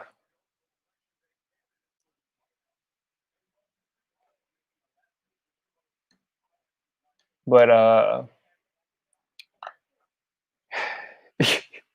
yeah, he bounced when Eli left. I don't know. I pretty much grew up with Eli as my quarterback for the Giants, so I didn't know if I was going to. I pretty much just stayed with the Giants. Yeah, that's what I'm saying. Daniel Jones came up his first year, his first game, and he had that huge game and was clutch and everything. But after that, I mean, you got to show me that you can get it done in the crunch because I believe that Daniel Jones can. With if you put a team around Daniel Jones, he can throw a bunch of touchdowns. He can put up numbers. I'm not really worried about that. I mean, I even think he can get better at the turnovers because he was last year the way he's been hitting this year. Last year he would have a lot more fumbles. But if you can't rise in the clutch, I mean, you're not going to be able to get it done, especially in New York, because the person you're following up, come on, man. Eli was arguably the most clutch quarterback of all time. Tom Brady is the only person you can put ahead of him, and that's my opinion. But I mean, we just blew another lead, man. It's Evan Ingram. The defense I can't be angry with. They gave up 22 points. You said I don't have a cell in my brain.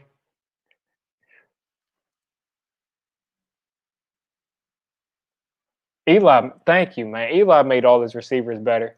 Eli was throwing to Miles White. Eli was throwing it. He made his receivers and tight ends better, and they don't appreciate Eli here. Giants fans don't appreciate Eli. Like Giants fans come out and still say, "Is Eli Manning a Hall of Famer?" We don't want that.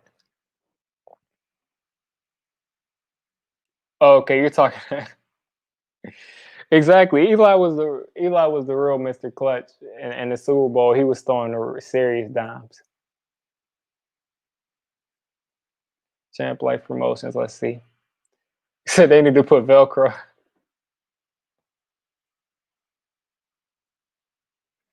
That's what I'm saying. Plaxico, Odell at the end of his career, but you guys got to realize Jerry Reese brought in Eric Flowers and Bobby Hart, and we really just said we're going to keep those guys in there for 3 years.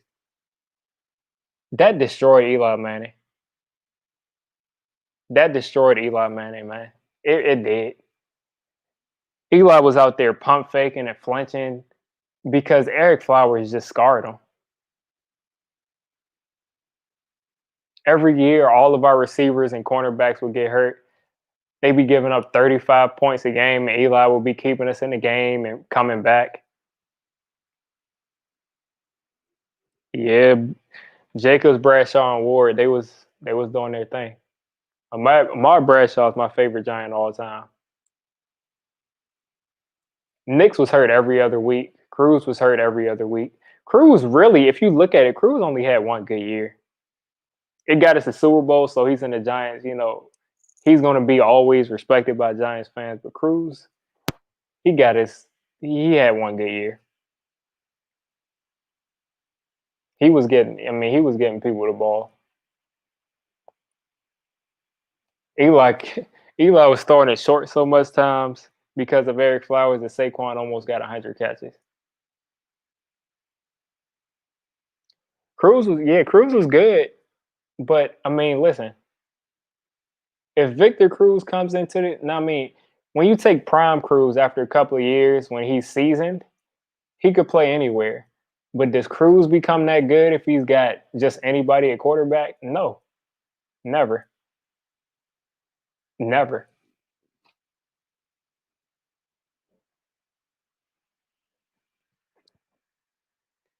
Yeah, Cruz. I mean, like I said, after he was seasoned, Victor Cruz was a monster.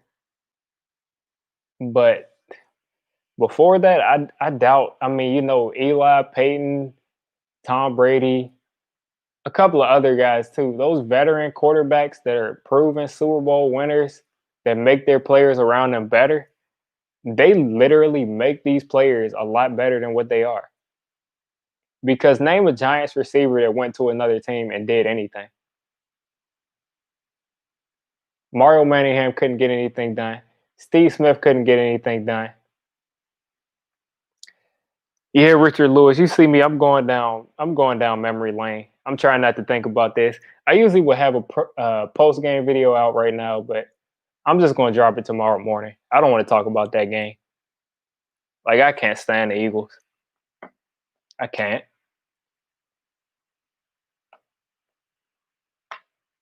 I can't, man. Eli was so great that they just went and got the guy that reminded them the most of him.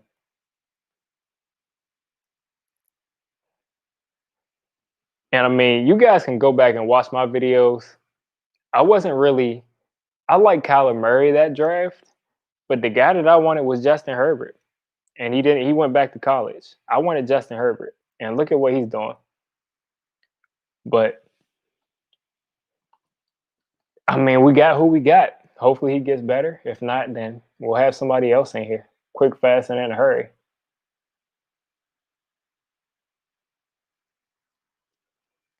But yeah, nobody left Eli. I mean, maybe Martellus Bennett did. Yeah, Danny Fitz Vegas.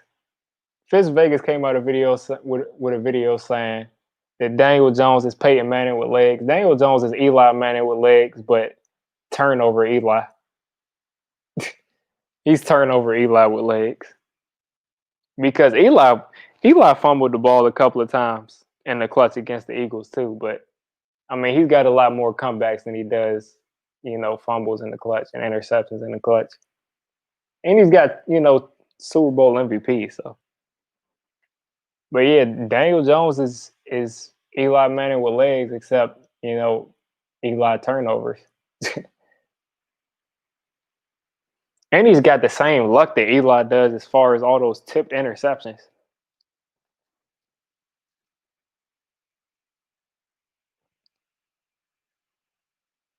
Eli was a monster in the playoffs. Even in 2016, Eli was throwing dots, all dots in the playoffs. Odell was dropping them. Sterling Shepard was dropping them. His entire team let him down in that playoff game in 2016. And it was funny because Odell was pretty much carrying Eli 2016, but when they got into the playoffs, Eli Manning was there. He was prime Eli.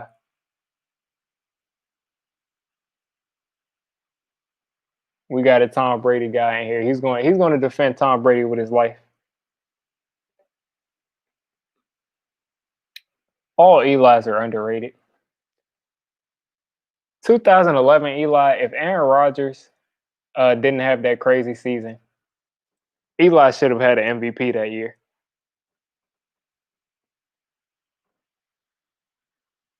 Eli would have had an MVP in 2011 if Aaron Rodgers didn't act crazy like that. And you got to realize too, Hakeem Nicks dropped a wide open touchdown against the Redskins that year. I'll say that name because back then they weren't the Washington team.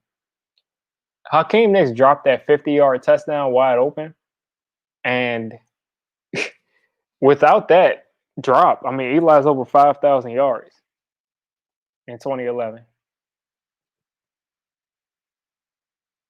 Yeah, I made a video a couple of years ago that Andy Dalton made it in over Eli when Eli had like 35 touchdowns and 14 interceptions, 4,500 yards. Every year we got that from him. People are saying Eli was washed, and he was putting up 4,400 yards and 35 touchdowns. Like, can somebody drop the Aaron Rodgers quote? Like, people were saying that he was washed, and he was throwing for 4,500 yards and 35 touchdowns. Really? Will we ever see 4,500 yards and 35 touchdowns from Daniel Jones? Now, I'm not a DJ hater, but I'm just asking, are we going to ever see that? Because I don't know if we will. I mean, we got to put some respect on Eli's name. But like I said before, that's what I'm saying. I don't know if you're going to see that. Daniel Jones is on pace for like, what, 3,100 yards or something minuscule like that. So, I mean, y'all got to put some respect on Eli. You got to put some respect on his name and remember the greatness that was on that field every time he was on it.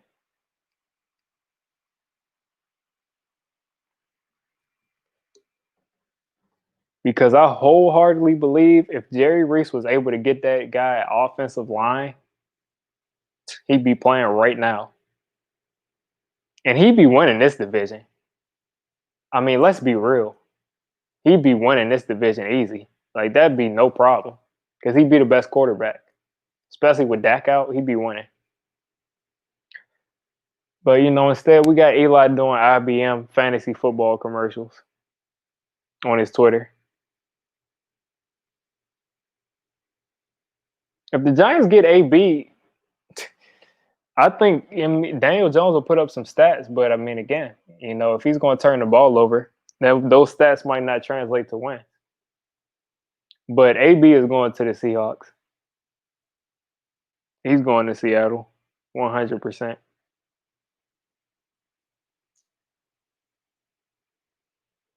I don't know if Eli is winning 10. That people love to disrespect Tom Brady by saying that another quarterback will win more. I don't think so.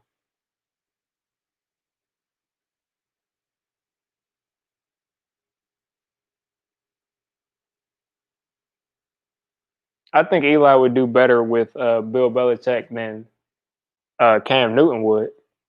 Than Cam Newton, would if he's played his whole career with him. But I don't know if he'd do better than Tom. They're not. Maybe they'll trade up for Trevor. Other than that, they're not getting him. But Trevor's going to be in. He's going to be in New Jersey regardless. It'll be the Jets. It'll be the Giants, or it'll be Washington.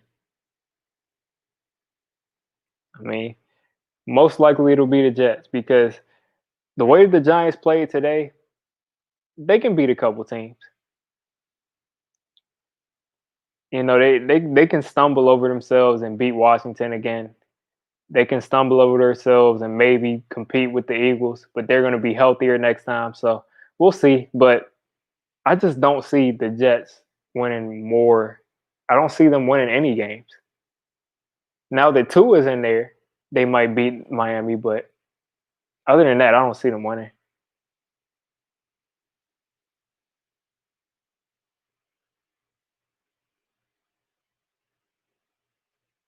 Yeah, I mean, Brady didn't have any receivers.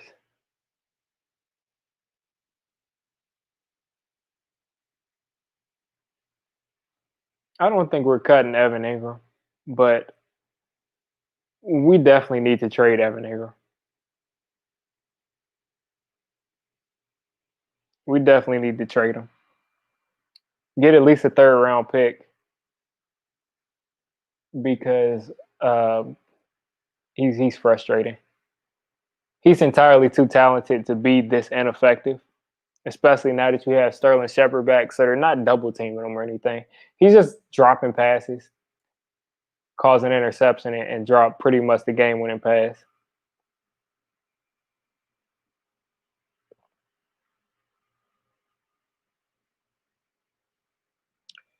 Yeah, I mean, we'll probably get a fourth from him, but I mean, if we can squeeze out a third from somebody, I'll take it. Especially if it's a good team, I think we'll be able to get a third. Madre Harper also lost us that game by jogging like that and then getting a 15-yard penalty.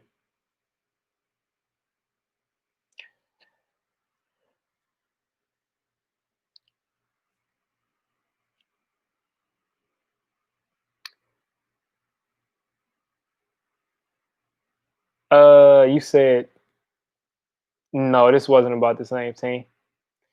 The Patriots defense was a lot better, but I would say that these receivers are a lot better than what Tom had last year.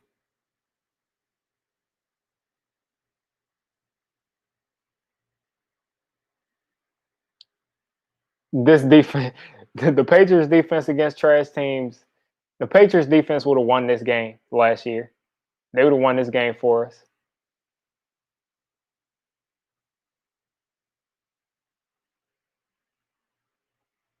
Like the Patriots defense last year, we'd be like we'd have already won 3 games by default just because we played bad teams. We played the Cowboys, Washington, and the Eagles back to back to back.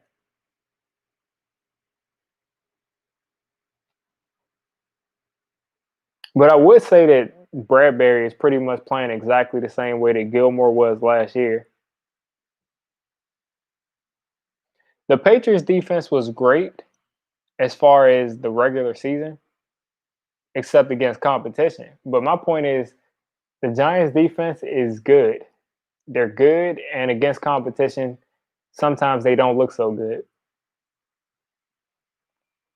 Exactly. Yeah, we don't have an edge rusher, and with Tate Crowder out, uh, we're missing that second linebacker. But guys, I think I should get out a post game video real quick. I want to give a shout out to everybody that jumped in the stream today. It's the same old story with the Eagles, but I got work tomorrow. I'm gonna go ahead and get out of here.